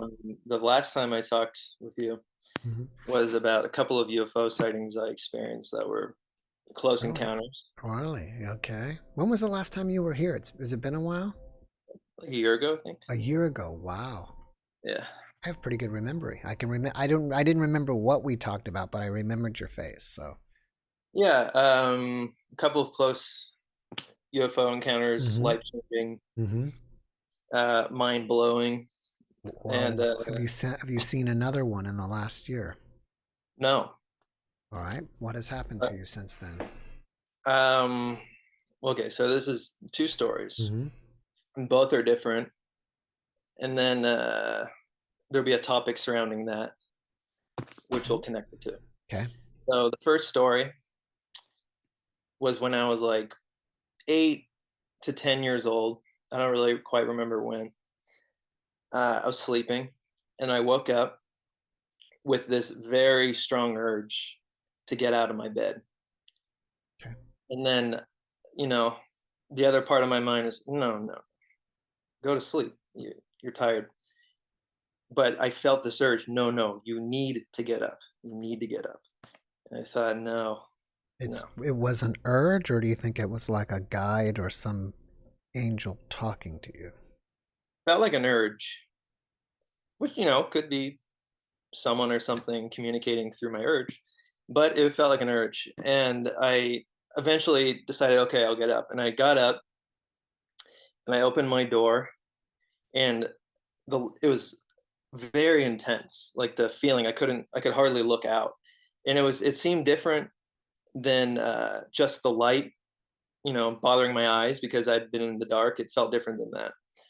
And I opened my door, and there were these metallic electric balls flying all over my house. And they weren't just totally random. They would have trajectories. They'd be flying around things. They'd be chasing each other, and they'd have like an electric trail behind them as they're doing this. And I shut my door, and it wasn't really totally weird to me, but it was just so intense to look at. And I was just like, oh, okay, I have to go. And I went and walked down the stairs, peering through my fingers as these things are flying all over the house. Now I know you were sleepy, but I mean, were you freaking out or what? No, and this is part of the weird thing. The urge to get up was kind of urging me to move down the stairs. And I think that urge was really the thing I was most compelled by. I was looking at the flying balls, but I wasn't totally mesmerized or anything like that. But I just felt the urge to go downstairs. And so I went downstairs looking at all these things flying around the house. And I laid on my couch and went back to sleep. And then I woke up there in the morning. Wow. And just super, super bizarre. Do you think that has anything to do with your previous UFO or ET contact? I have no clue. And, but, how I think about it, maybe a connection, but I don't know. So that's the first story. And the second story is about when I visited a psychic palm reader. And I'm not really that into that sort of thing, but I'm open to it. And my sister had gone to this psychic palm reader multiple times and was very adamant about her and thought she really touched on some deep insights about her and everything. And so then she told my mom to go. My mom went. My mom was also really impressed by this person. And one year this was, I think, on my last birthday. My sister said, okay, so I'm going to pay for you to go to this palm reader. And I thought, okay, cool, whatever. I'm open to it. And I went, and I was hanging out by the fence of this small building where she worked, but she hadn't arrived yet. And there are these two other women who were there who wanted to visit her, who were there before me. And then I was waiting for about like 15 minutes, and then she arrived, and she said, hi, how you doing? She opened the gates and went inside, and then saw these two women that were waiting before me. And I was sitting out there, and I was sitting out there for about like an hour and a half, and because the women were still in there. I was waiting, and then I had to go to the bathroom naturally. And then I went to the bathroom, I left, and I came back, and then more people showed up. And I asked those people, hey, I just left to go to the bathroom. Is it all right if I get my place back? And they said, no. So I waited another like half hour, 40 minutes for them to take their turns. And each person that had left was very impressed by the whole thing. And so I was like a little nervous, like, wow, like I wonder what is going to happen. And then it was my turn. And then I went and she's like, hi, how are you? Good. How are you? Good. And I sit down, and she looks at me and she goes, you're crazy. You're crazy. And so like, I'm like, okay. And I thought she was kidding a little bit, and you're crazy. And I thought, okay. And I put my palm out like, all right, read me, And she did her thing, and she, would say, yeah, you have a problem here. Yeah, there's a problem. And then she would ask me a question. I'm like, I don't know. And then she'd say, you do this for your career? And I said, no, I don't. And then she's like, are you sure about that? I'm like, yeah. And she kind of was proceeding to kind of say sort of generalized things that could apply to most people, and waited for my response to, work that whole system. And I don't think I was really giving her much. So then she said, so why are you here? What's your problem? I'm like, I don't know if I really have that big of a problem. I mean, I have problems, but they're not like that debilitating. And she says, why are you here? I'm like, well, my sister told me to come. She's like, yeah, right. And then for probably like 10 minutes, she just berated me with insults and just tried to rip me a new one, and was just trying to demasculinize me and try to just everything. And I kind of just sat there. And then after she's done, I just said, I really am here to just have a palm reading. Like, I don't know. And oh yeah, and actually one of the things that I probably set her off was that after she spent some decent amount of time trying to like assess me, she said, what do you do? What do you do? And I was like, shouldn't you know that? Because she's a psychic. And I think that didn't help my case. And then anyway, she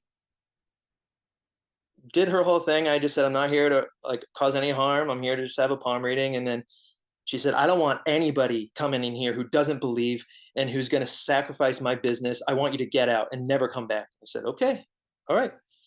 And I walked out, and outside was my sister and my partner who were waiting out there. And they're like, how was it? How was it? I'm like, I'm just walking down the street. I'm like, do not go over there. Let's go. And they're like, are you serious? And I was like, let's go. And the woman is just kind of standing there with her arms crossed and watching me leave. And that's the story. So what I'm going to talk about is that I've had really amazing experiences that are totally inexplicable. The UFOs, this weird electric ball thing, other stories that I'm not going to tell, but just strange things. And strange things I think exist. However, I do think that there are people who claim certain things that don't actually have those abilities. And for people who are inclined to those kinds of things to happen, could be manipulated by people like this. And I guess the moral of the story is to be discerning and to, maintain your integrity about this whole kind of phenomena, because as amazing as it is and how true it could be, we also have rationality and we should exercise that. Yeah, I agree with you, and I'm glad you came and shared your story with us. Thank you. Yeah. Yeah. I love your podcast. Well, thank you. Yeah. But yeah, I feel like I think if we're discerning, we can really pinpoint incredible cases that really exist. And it's good to be discerning about that, because then there can be eventually a whole repertoire of amazing encounters that can serve as evidence for really understanding ourselves and our place in the universe and all that. Right. Unfortunately, there are some people out there that will take advantage of others. But you made the right, you said the right thing. To be discerning. Yeah, I think so. But I appreciate you coming on and sharing that with us. Anything else? Any other extraordinary things happened to you in the last year? Fortunately not. Fortunately not. I wanted to, but it's not happening yet. But all right. Well, maybe something will happen within the. Well, don't wait a year until next time, unless you I don't know. You're welcome to come anytime. I was going to say, update us on anything that new happens to you. Okay. Cool. All right, bud. Thank you for coming and hanging out with us, Randall. We always appreciate you, and have a great rest of your weekend. You as well. All right. Bye. Cheers. And a big round of applause for Randall. And that's unfortunate what happened to him. Very unfortunate. All right. Up next is the Dream Detective.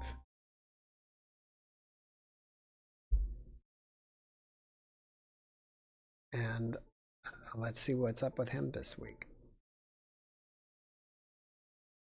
Oh, yes. Before I get to that, I got it. Oh, darn it. That always happens. Not always, but to Top Notch. I want to say Top Notch. Thank you so much for that super thanks. We really appreciate it. Oh, let me see if I can go back to that and see where it says that without listening. I love you guys. Thank you, Top Notch. We love you. Thank you. And even without the donation, we still love you. So I want you to know that as well. Michael, can you hear me? Yes, Jeff. You do sound a little low. Can you hear me? Yeah. Is my volume not loud enough? Only for me just now when I came on, so I wasn't sure if it was me or. Well, I guess people on the chat will let me know if it's not loud enough or not. Okay. So what's going on with you this week, Michael? So I went away for July 4th. All right, and you're back. Okay. I went away, yes. And while I was there, which is also my mother's birthday, so it was kind of like a nice family get-together thing. Okay. But why I am definitely here to talk about dreams, but I thought to offer people like we did last time, where people want to submit a particular dream or a dream bit. Shorter ones are better because we can address them in whole. All right. That's a good but thing. I will start off a little bit. Let's just say that if you have a short dream that you want Mike to analyze, type it in the chat. Yes. And I will start off just explaining an example of a dream that someone told me while we were on vacation, right? While I was away. And it's a very simple and short one, but it lays out the prints or the patterns of the dream world, right? Of that realm. And again, it shows very clearly how the symbology, how the language works, okay? So this person keeps having a dream, which is again a repetition of your subconscious mind trying to minister to you when the dream is being repeated. And in this dream, they were on a highway trying to get back home. And there were all these things like explosions and cars and planes and all these things around them while they were trying to get back home. They were also barefoot, okay? And they've had, again, a lot of variations of this. So a good simple key to understanding this, and again, if I'm saying this and it makes sense, then you can find the truth. I'm not just imposing this meaning, but every time that we have a person, when I have a dreamer who has their house, it has taught me that that represents the soul, right? If I go in your house and I start looking around, I will get a sense of you, right? Likewise, the rooms in the heart actually represent different parts of the being. So, for example, the bedroom is the most intimate place. That's our heart. The bathroom is a significant place. The back things that appear, like, for example, in the backyard, right? All those things are actually symbolic. So this walking is the dreamer wanting to reconnect with their own soul. I don't want to make that sound too mystical. In other words, it's the experience that we have in life where we feel like we're going along, and we sort of deviate or fall away from faith or from spiritual truth, and then we try to come back to that to root ourselves. When I said this is another sign as a dream detective. When I spoke this, the dreamer, a relative of mine, began to weep. Boom. We know that we've hit it energetically. Right? She said, yes, I have been wanting to, like, she was a more spiritual or religious person before, and she had kind of faded away from that. Now, we go as specific as describing or showing why, what is keeping her, right? So what is keeping her is all those distractions. The way she described them, like an explosion, right? As soon as I begin to say all this, a helicopter, news, right, is all like almost the news of the modern day, right? Distracting you from your spirit, from reconnecting to your spirit. So hopefully, just as a general structure of an example, that made sense. And then we can take what people are offering in the chat. Let's see here. Dream went back to the house I grew up in, and the door frames were chopped up pieces of other parts of the house. And I said I didn't get anything from this house. Okay, so this really is a very intense commentary that this person is making, that their dream mind is making, that they are feeling that their childhood was unsatisfactory. Like I'm 100 on this, to be clear. There's no way I've had this dream before where people go back to your house. That is the childhood, the basis of our psychological profile that was built during those years. Right? When we are little kids, the house, again, is associating the soul that was constructed there. And this person is clearly saying that and that's very powerful. That doesn't always happen when you declare something in a dream, right? They actually declare, I'm not satisfied with what I got from my childhood. Right? There's dream coaching that can come from that. I just want to say that real clear. We don't necessarily have to stop there and just accept that, oh, that happened. We can now begin to be aware that there's some psychological stuff going on with what we would call the inner child. I'll leave it at that. Here's one. I often dream I can't find a private place to go to the bathroom. Yeah. So again, remember I said that bathrooms are a major symbol that comes up. As I said when I was on the show, we can think of it also as restrooms. So it's a place to rest. It's a place to relieve yourself. And it is for many a private experience. So what she's saying is, I cannot find within myself, within my life experience, this ability to be in this privacy of relief and sort of losing stress. Right now, this should be very clear because it's called the restroom because when we need one, we have a type of stress that's on us, See that? Having to pee, having to go to the bathroom, even in the terminology of the language, it talks about that. So yeah, that is that's a very common symbology. It's very interesting.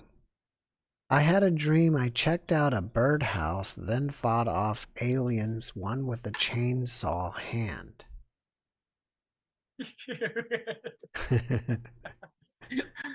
Okay, all right, here's what I'm getting. All I can do is call it like I see it. So checking out a birdhouse, right? Shout out to Remember the Feathers from last week. Checking out a birdhouse would be checking out something above, checking out an idea or set of ideas or a feeling that is of the higher nature. It's a birdhouse, right? It's an inhabitation of the beings that fly. So there's this inclination that goes there, and then there seems to be this transition to discovering and sort of going from that to connecting to extraterrestrials, which is something that is happening in all over today, right? All right. Well, I don't have any more dreams, and I'm already into overtime. So, and I've got people waiting on me. So, Michael, I should run. Yes, thank you. It's been a great show, but it's been a long one, Jeff. Thank you for coming and thank you for that service, Michael. We really appreciate you. Yes, thank you so much. God bless everyone. Have a great night. All right, God bless you, Michael. Oh, I gotta get this thing down better so I can have people come and go out of this. All right, next up is iPad number 2. Not sure who that is, but we're about to find out. And iPad number 2, please mute the YouTube video.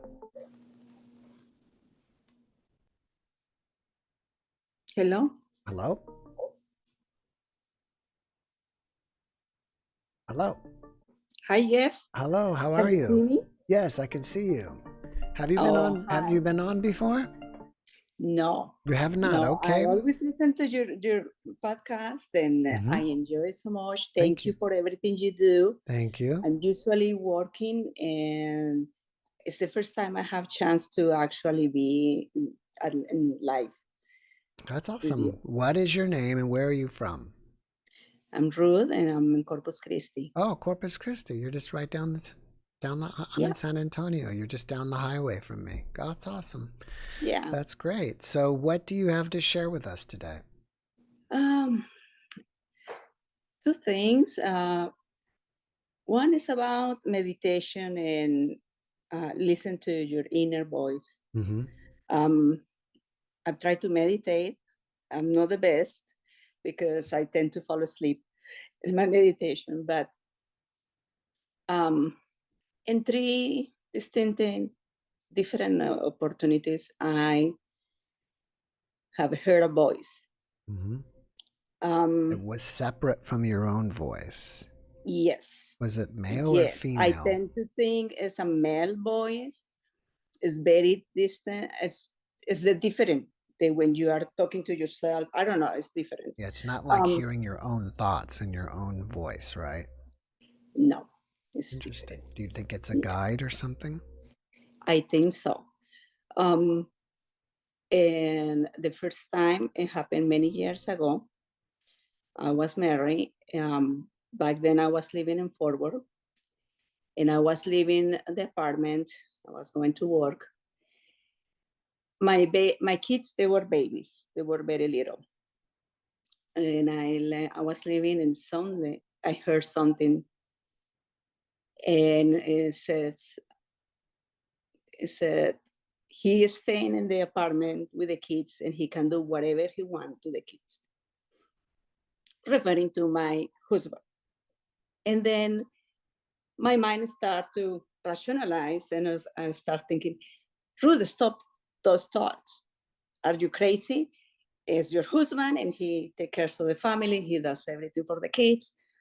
Stop thinking stupid things. And I just drop and continue my day, my life. Years later, but I never forgot that voice, that message. Years later, I found out he actually was molesting the kids. Oh. I got divorced.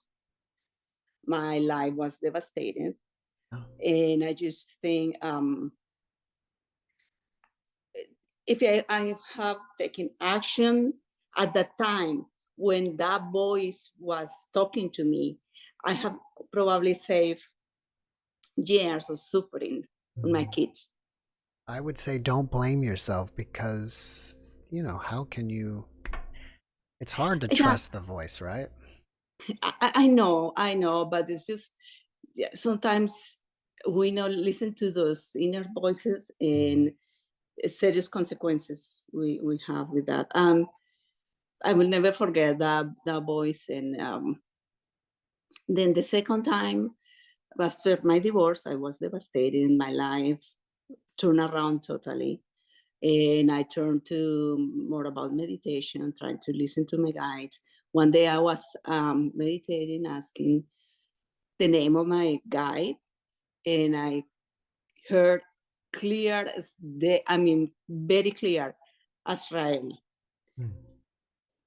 Nothing else. Azrael, But like the archangel Azrael. yes. And that was it. I didn't hear anything else, but the voice was very clear. It was a male voice. The third time, a few months ago, I heard the voice also. Something, I got up in the morning, came to do my breakfast. Back then I have a big aquarium in the living area. And I was just doing the breakfast and I heard a voice saying, the aquarium is leaking. And I stopped cooking. I went and checked. Initially, I didn't see anything. Then I passed my hand to the back of the aquarium. Sure enough, it was a small leak. Wow, it's amazing. So it sounds like you're starting to establish some type of relationship or communication with your guide. Yes, I will want to explore more that, but I don't know how or where to learn from to get more communication. Sometimes I'm meditated and like one of your guests was saying, feel like the body was shaking. I have the sensation one time. And another time I did meditation in the morning, and then the rest of the day I was like clairvoyant, like the phone will ring and I will knew that was for me. And I went to work and every little thing was happening. It's like I knew few seconds ahead what was going to happen. But I mean, that was that day only, and then after that I have not had more incidents. So that's that. Another thing that I want to share is a video. And recently we had talking about the cameras and all that. More than a year ago, I put some cameras in this home, infrared cameras. And usually when I'm at work, sometimes I just like to check, and the dogs will be here playing. And last year, I checked, the dogs they were playing, but at one moment, I saw my dog kind of looking towards the sofa, like in a different way, like if someone was there. I don't know, I have that feeling. And I turned the camera and I caught 3 orbs. Wow. They are very different and they're huge. They are the size of my pillows. And then I came home, and because I was looking at work, and it's like, what this can be? I checked the cameras in front of the house. I thought maybe it's a car passing through, projecting light or something. Nothing. And I would like to share that video with you. I don't know how. Maybe we can do it next time. Do you have it on are you on your computer right now? I'm in my tablet, and I have the video on the tablet. You have the video on the tablet, because we can share screen. All I have to do is give you I can allow you to do it. And I think once you do it on yours, where you share this, it'll come up. When I set it up, it'll come up. I'll click share screen, and then you click yes. And then once it's sharing, you've just got to pull that video up and play it. Okay. But maybe you can come back next Saturday and play it. It's an overtime for me and I have people waiting on me, but I think it would be great if you can show us next time. No. Can I send you the video through email? Well, I can't really play it for everybody through this system, though. It's better if you just share it. I mean, if you can't come back next Saturday, the Saturday after that, because we're here every Saturday. I know. Usually I work Saturdays. Oh, I work night shift. Oh, you work night shifts. Okay, so this is just a one-time deal. Well, let's see. Let's see if I'm going to turn it on, and maybe we can do it real quick, okay? Okay, do you see on your tablet somewhere it says share screen? Maybe I'm not used to using a tablet. It's either going to be at the bottom or the top. Share content. Yeah, click on that. Will be, let me see, under photos maybe? Well, you got to first tell your Zoom to share your screen. So do you see in your Zoom window, it says share your screen?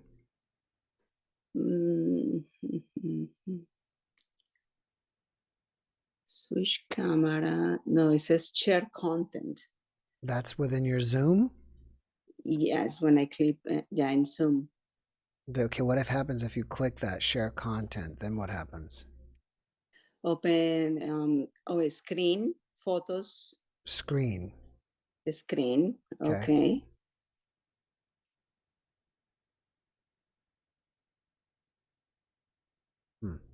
Not doing anything yet. It's not doing anything. It's making, it's counting back. Just a moment. Let's see. There you go. All right. So there you are. Now, where is your video? Because you're sharing the screen. Can you pull up the video for us? Okay, let me see if I can go to camera. Okay, cool. There it is. Awesome. Okay, I see your dog. Okay, yes, I'm sorry the mess. And that was 1 year ago, close to Halloween. We have a nice place. So, yeah, I just was looking to the dogs and let me see if I can move it forward because I know we are short in time. There, the dog is looking. Yeah, I see him. I saw him turn around and look. Yes, and that makes me curious. And I just continued videotaping and just looking in the camera. I was at work. Okay. And let me see. I don't know if I can move this forward. Okay, so they are playing. Let me see here. They just continue being there. His tail. Yeah, they're just playing. Oh. There, it looks like it was there. There, I move my camera. Look at what they got in here in near to the sofa. Right, yeah, I see the three of them. And they blink. It was like Christmas lights. Yeah, it's amazing. It's amazing. They're like pulsating. Yes, and they are big because what you see in there is a little pillow that I have. They are the size of a pillow. Oh, I just saw another one flying around. Yeah, they are very active. The small ones, they fly around. They are very common. I see them almost every day. But these three, that is the only time I have seen these ones. Did you see how they blink? Yeah. And they look like Christmas lights that day when I was seeing them. That's amazing. And yeah, now they also the bottom, there it goes again, yeah. Yeah, and then when I move the camera because I want to focus on them, they disappear. You see, they move like little balloons. I don't know. Interesting that the dog lost interest in them. Yeah, but at the beginning, he was looking to something like that. Something towards that is why I moved my camera over. There's that one orb that's really active, flying all over the place. There, I start moving my camera and then they will disappear. You see my pillows? They are almost the size of the pillow.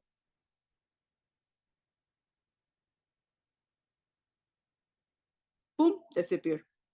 What if you move back? Did you move back?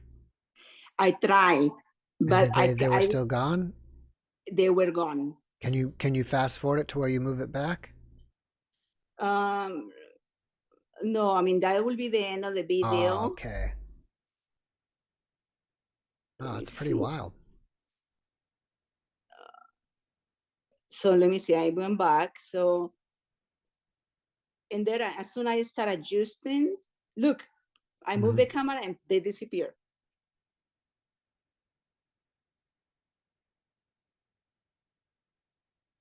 Yep. Yeah, and then I just through the night I tried to look again, and I never saw them again. Never saw them again, even from different camera angles. Yes, and that's my daughter. I'm sorry. That's later when she went to say goodbye to the dogs. Okay, how I get out of here now? Oh, okay. I think I can help you. View options. Stop participants sharing. All right, cool. That was awesome. That was amazing. Thank you for sharing that.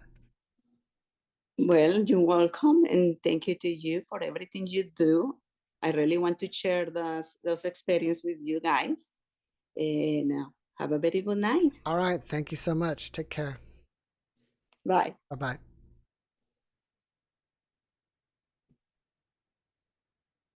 All right. That was really neat. And a big round of applause for her. All right. Is it Stephen at the golf course today? Where is Stephen? It's like, where's Waldo? It's where's Stephen? Where will he be this afternoon? I guess this evening. That's right. He is on the golf course. Oh, I was just playing some golf out here. It's on the wonderful golf course. You just got in 9 or 18? Oh, 27. 27. They have 27. Yeah, they have 27 holes here at Inger. Wow. That's amazing. So what's up today, Stephen? What else have you been up to besides playing golf? Oh, I'm trying to get my life back together. Mm-hmm. That was wrecked and ruined. I went through the Enlightenment. And you went through it. Are you finished? Are you enlightened? Oh, yes, I'm fully enlightened now. Well, I say, like you mentioned, we're all on that quest for the truth, but they gave me a voice now that just corrects me all the time. So whatever I say, whatever I do, and they'll just shut me down here. They won't let me just say. Well, didn't they tell you there is no truth? It's just whatever you believe, that's the truth. Well, they said reality can't be explained, but people can believe that they've explained it or they have the truth. I say there's a greater mind, but if I say that, the voice says there's no greater mind. I said that's what makes sense to me. That we're just unaware. Because they say, where do your dreams come from? When you have a vision, where does that come from? Yeah. If you get psychic information, where does that come from? And they say, no one's behind the wheel of reality. It won't make sense.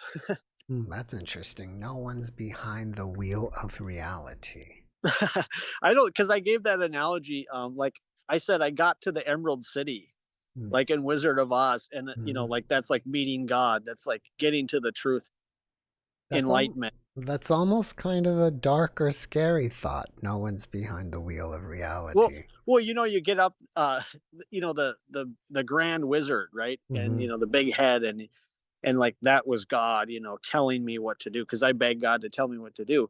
But then you look behind the curtain, no one's there, because I said they will show up. I say we're all having our own personal experience. They will show up differently for every person. So it's like, in one sense, it's like we're all living in a different world, because it's like I'm projecting my beliefs out there, what I want. I want people to care and do what's right. That's what I said.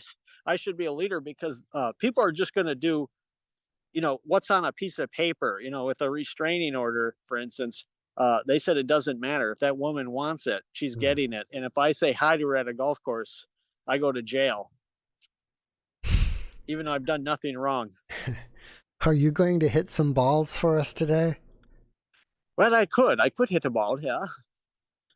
Last time you were not only hitting, but you were running across the course. We had running with Stephen. I just got done. I was like, I was like kind of hanging out on the last few holes just to see if I'd get out there. It looks like no one's playing tonight. Just you. You're all alone. Everyone's got their card in. Everyone's in. I'm the only one out here right now. Yeah, there's all the carts.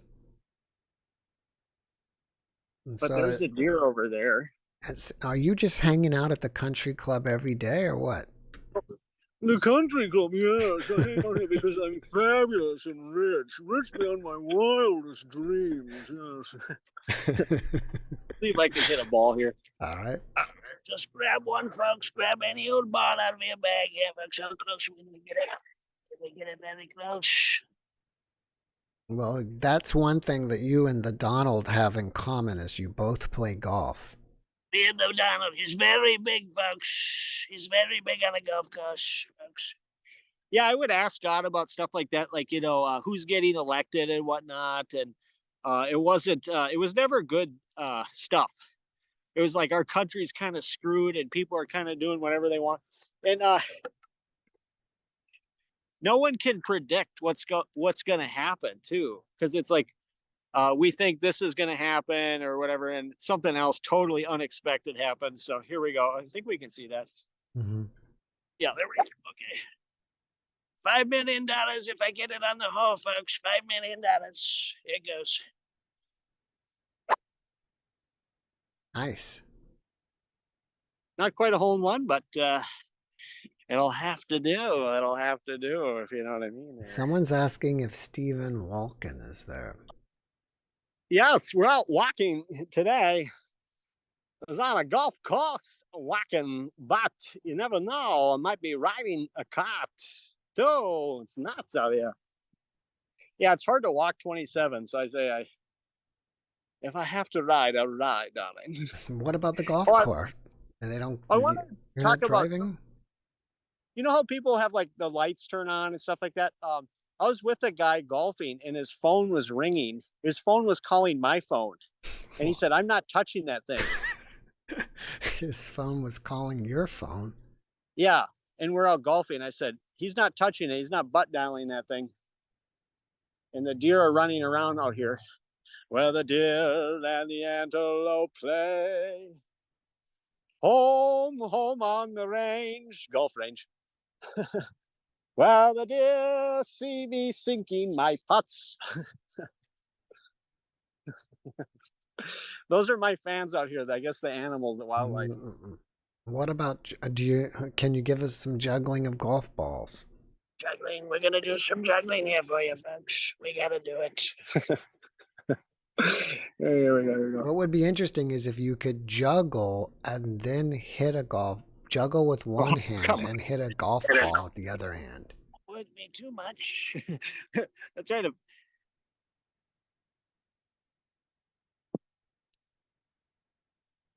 There they go. There they go.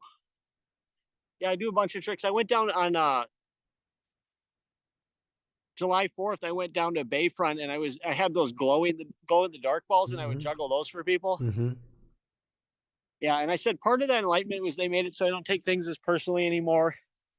It's because they said it was about doing what I want. They said, because I thought, I'll sit in and wait for the next life. I'll wait for the afterlife or whatever. And they basically said, you got to try to do what you want to do in life. Try to get, and pray for the things. They said, ask for the things you want in life. It's about that manifesting. Like, we don't know how that works. Mm. Wow. Manifest the good things. Are you still posting up videos on your YouTube channel? Oh, I try, but it's very hard for me. Very hard. Maybe you could be giving YouTube golf lessons. I thought about that because that's what I'm trying to do. I say I'm not playing golf. I'm just trying to get better at hitting balls. Mm. Working on my shots and technique and all that. And then I don't get frustrated because I'm not recording a score. Because part of the Zen golfing is you focus on what you can control. Because if you're focused on things you can't control, you get frustrated. Right. Well, isn't golf the ultimate sport of just being, a solo athlete and control and mental toughness? It can be anything. That's what I say. Because a lot of people say, have fun out there, have fun. And I said, fun is not in the rule book. So if you're going to have fun, make sure no one's watching. So that's. Wow. But Well, I want everyone to watch me. I want everyone to have a fabulous day, a fabulous night. I was saying if there's anybody else and any requests in here in the chat for other. Well, they always want me to do Sean Connery, so I better do that one. Well, Sean Junior, Connery, wasn't he a big time golfer? Oh, he loved to golf. He was wonderful. He golfed the Scottish Highlands. It was wonderful out there. Thus, he was the Highlander. But he had to let it go, Junior. Let it go. Well, Stephen, I've got to do what I've got to do, brother. All right, you got to do what you got to do, man. You know, right? You know, back in the 60s, it was wonderful, but now we got to do it on, folks. We got to do it on. All right, have a great night, everyone. God bless. God bless you, Stephen. Thanks for coming. We'll see you later. Oops, he's gone. All right, and next up is Mana Moshe. Now, Mana was a previous guest.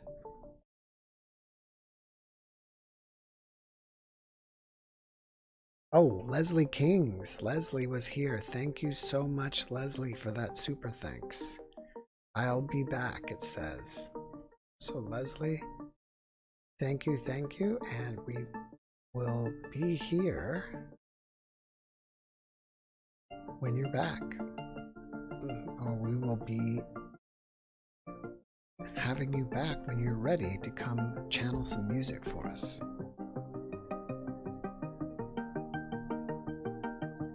All right, so once again, since I think this is going to probably be the last guest of the evening, I want to remind you guys, well, that Mana, oh, her voice isn't there yet. Let me do this too. Interesting picture. I want to remind you guys that tomorrow will be a near-death experience interview with Dr. Jeffrey Long, who is basically a legend in the NDE world. He's got the biggest research study of NDE, so if you're into NDEs, you want to watch this video, or at least you're seriously about them, then you want to watch it. I've got a great UFO guest coming up this week. While I'm waiting here, I'll see what else is on the week. I've got an NDE I'm recording tomorrow. I think I have another one on Wednesday. Thursday, I'm not sure. Maybe if I can see my notes. And Friday and Saturday, I don't have anybody scheduled yet.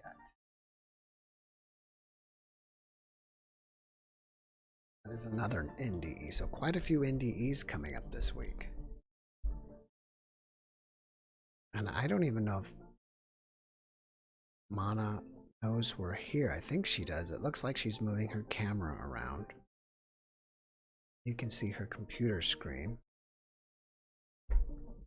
And again, oh, maybe she's gone. So again, we have the JeffMara Podcast YouTube. I mean, not that. I mean, the JeffMara Podcast website up. And we have a brand new, if you go to our store, the merch store, we have a brand new coffee cup, and the shirt that matches it will be coming as well. And we're going to try to do something once a month, but it's not going to say JeffMara Podcast anymore. It's going to be kind of, they're basically quotes of what the guests have said, kind of like inspirational things. And as I mentioned earlier, this, whoops, wrong mouse. This month is one that says love each other, and it's a UFO and a heart. And I'm not sure what next month's going to be, but it's going to be something like that. But we have the JeffMara, we have our own little symbol that's above it. If you look at the picture up to the top, it's kind of like a J and M, and it's two people holding hands. We've kind of made our name like that.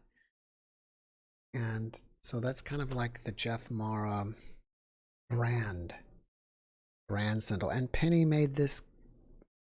She made the symbol for us. She made this cup design, and she's making so much stuff for us. So we're so thankful to Penny. And I don't know if Mana knows that we're here with her. Mana, if you're in the chat, we're here with you. I see myself on the screen. We don't hear anything from her. We see your house, and she's gone.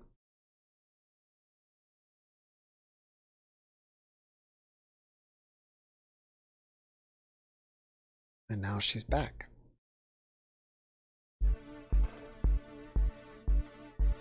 And it's taking a while for her sound, their audio to whatever. What do they call that? Audio to connect. And she's gone again. Mika is right down there laying on the ground sleeping. And she needs a haircut. I think I guess she's coming. She's big and fluffy right now, but she needs a haircut, unfortunately. She's scheduled to get one, but we want to keep her face nice and fluffy and then trim like the rest of her body. So she's got like a lion's cut, like this big fluffy face. She's just real relaxed right now. Okay, Mana's thing is connected. Mana, do you hear me? I hear you, but I can't seem to. I keep you out of your look. You're showing us your television. You maybe need to point the there you are.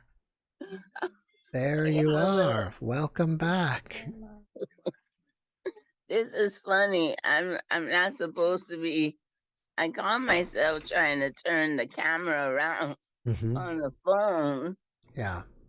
You see me? I see you. Oh. I see you. I was telling everybody you were a guest before. Do you remember what podcast number you were? No, not really. Either, but it was about a couple months ago? Yes. Something like that. At least about 3 months ago. About 3 months ago you were on, and you've been here with us on the Saturday night a couple times. Yes. And you have a new hairstyle, and it looks fabulous. Well, this is what I look like when I don't do my hair. I think it looks great. So okay. What do you have to share with us tonight? Oh, an experience that I had. Was this recent? Yes. Well, it's about something that happened when I was younger. I think I text you in the chat one time when I told you my NDE, near-death experience was first, I guess, when I was born. All right. And because I was born with the placenta, the afterbirth across my face, and the umbilical cord wrapped around my throat. Yeah. And my daddy used to tease me about that all the time. And so I actually went on and asked him, so what does that mean? He says, well, as far as I'm concerned, you were dead and we didn't know you were in there. But he was a minister, and he told me that by the grace of the God of his understanding, he told the nurse to go back and clean me up and then bring it back, because he didn't know what he was looking at. If the placenta was on my face and the umbilical cord was wrapped around my throat and I was blue, I pretty much looked like the alien or the monster that he used to always refer me to. But I have a twin, and he came out first. And in the 60s, they didn't have necessarily the equipment that they have today. So they didn't know I was in here. So I started thinking about that yesterday. And according to like the different experiences that I've been having, like these out-of-body experiences, these visitations from the ancestors and the divine spirit and everything, the journeys and everything that I've been on. And then I listened to some of the guests on your program, and in other programs, I noticed that there's a difference in reference to what people bring back to share. You know, they share their legitimate experience. They share their legitimate perspective of what that experience is. But I notice when I get these visitations, I'm always given a message in reference to not only speaking up and speaking out for myself, but most importantly, speaking out for the outcast of the nations, the exploited, the demised, the mistreated, and to let them know that they have power, because when the divine spirit is for you, who in their right mind can be against you? Yeah. So the spirit started writing something. I don't know if you can see it. Oh, started writing something through me. And I just want to share this a little bit. Okay. To share with others. Hey, outcast of the nations, it is time for your elevation. Do you know who you are? Living as the poor and needy in the eyes of the greedy. Do you know whom you really are, in spite of your status, affliction, hardship, conditions? You are the apple of the Most High's eyes that sees and perceives your enemies, the religious and the political bullies, whom think that my silence equals consent, written in their books of deceit, full of contempt for the anointed ones I have sent, the living seed of the Ancient of Days descendants, whom have the wise and the ways of leadership, repentance, your mere survival and resilience will astound your enemies of your warrior brilliance. Hey, outcast of the nations, do you know you can be what you want to be, with the mindset of a conquering nation, rooted in integrity and in simplicity among ethnic and racial diversity, excluding political and religious hypocrisy, atrocity of papacy and self-appointed royal hierarchy, while gaining the riches and wealth from the exploitation and dehumanization of their colonization, abound indoctrination of purity, piety, and charity, while perpetuating hostility, cruelty, inequality, usury, following in human idolatry, masquerading as artificial intelligence supremacy, programmed by the mindsets of deficiency in integrity and empathy.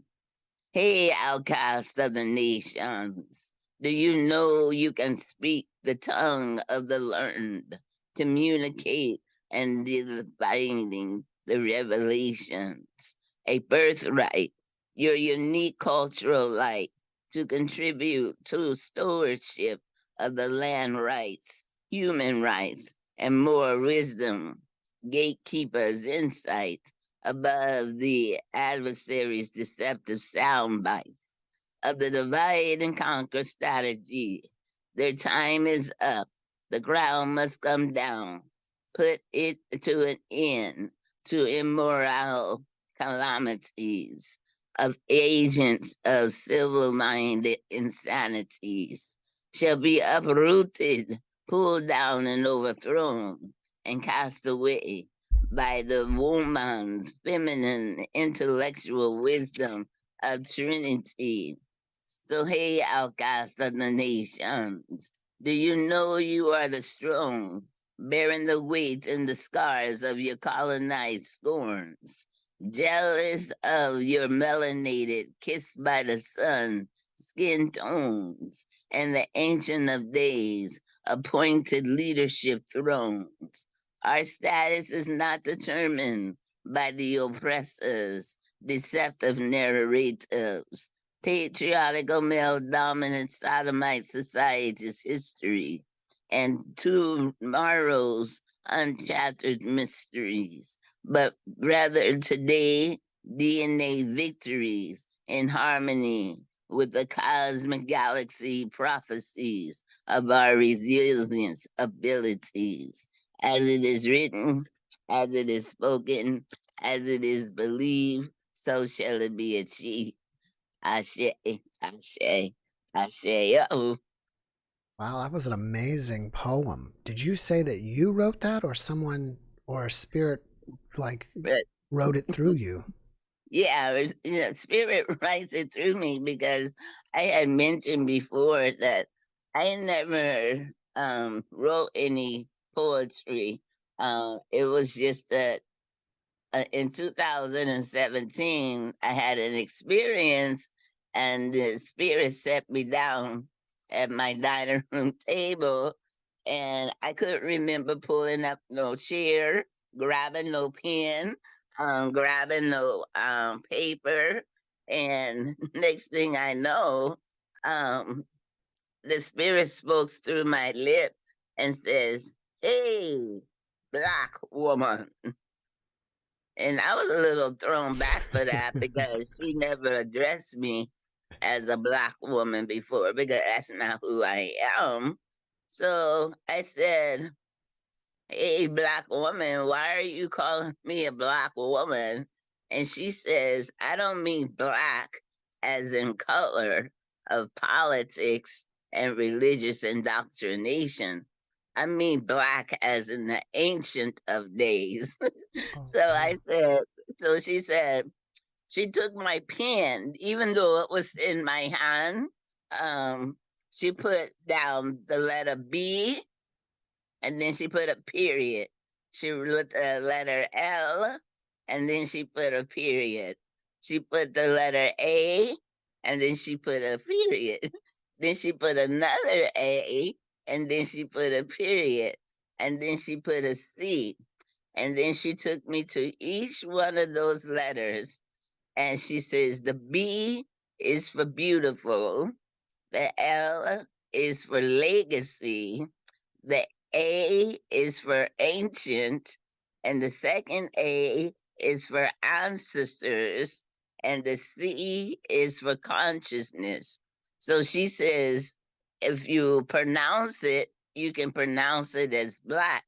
But then she said, she started poking in my chest, and she says, but I'm awakening in you the beautiful legacy of ancient ancestral consciousness. So right. So next thing I know, oh my goodness, it's just been coming through me. I've been getting these downloads, and I have many messages. They're just my messages is for the nation, for the people who are suffering, and it's also those who are committing the situations where people are suffering. It's kind of like the good news for the oppressed and bad news for the oppressor.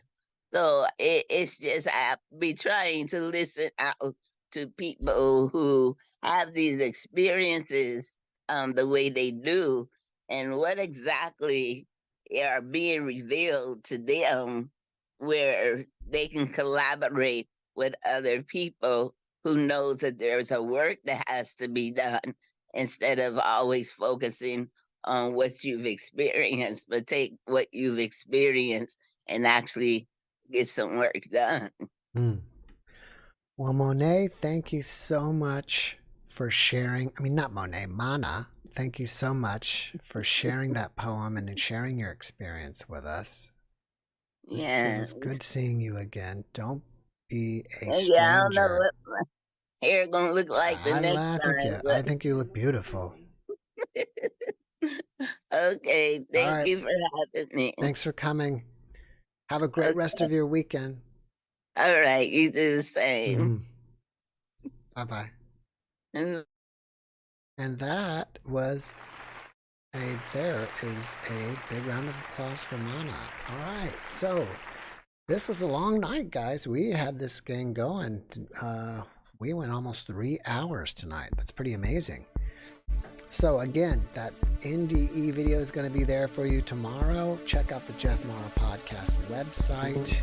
If you want, I can real quickly say that we have the JeffMara podcast Facebook page. You can friend me on Facebook. My name is Jeff Reynolds.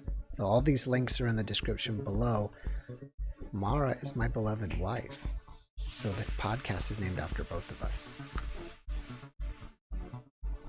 We have a website, JeffMaraPodcast.com. We have other YouTube channels, music, cooking, NDE clips. So thank you guys so much for coming and spending time with us this evening. We love you guys. Have a great night and goodbye.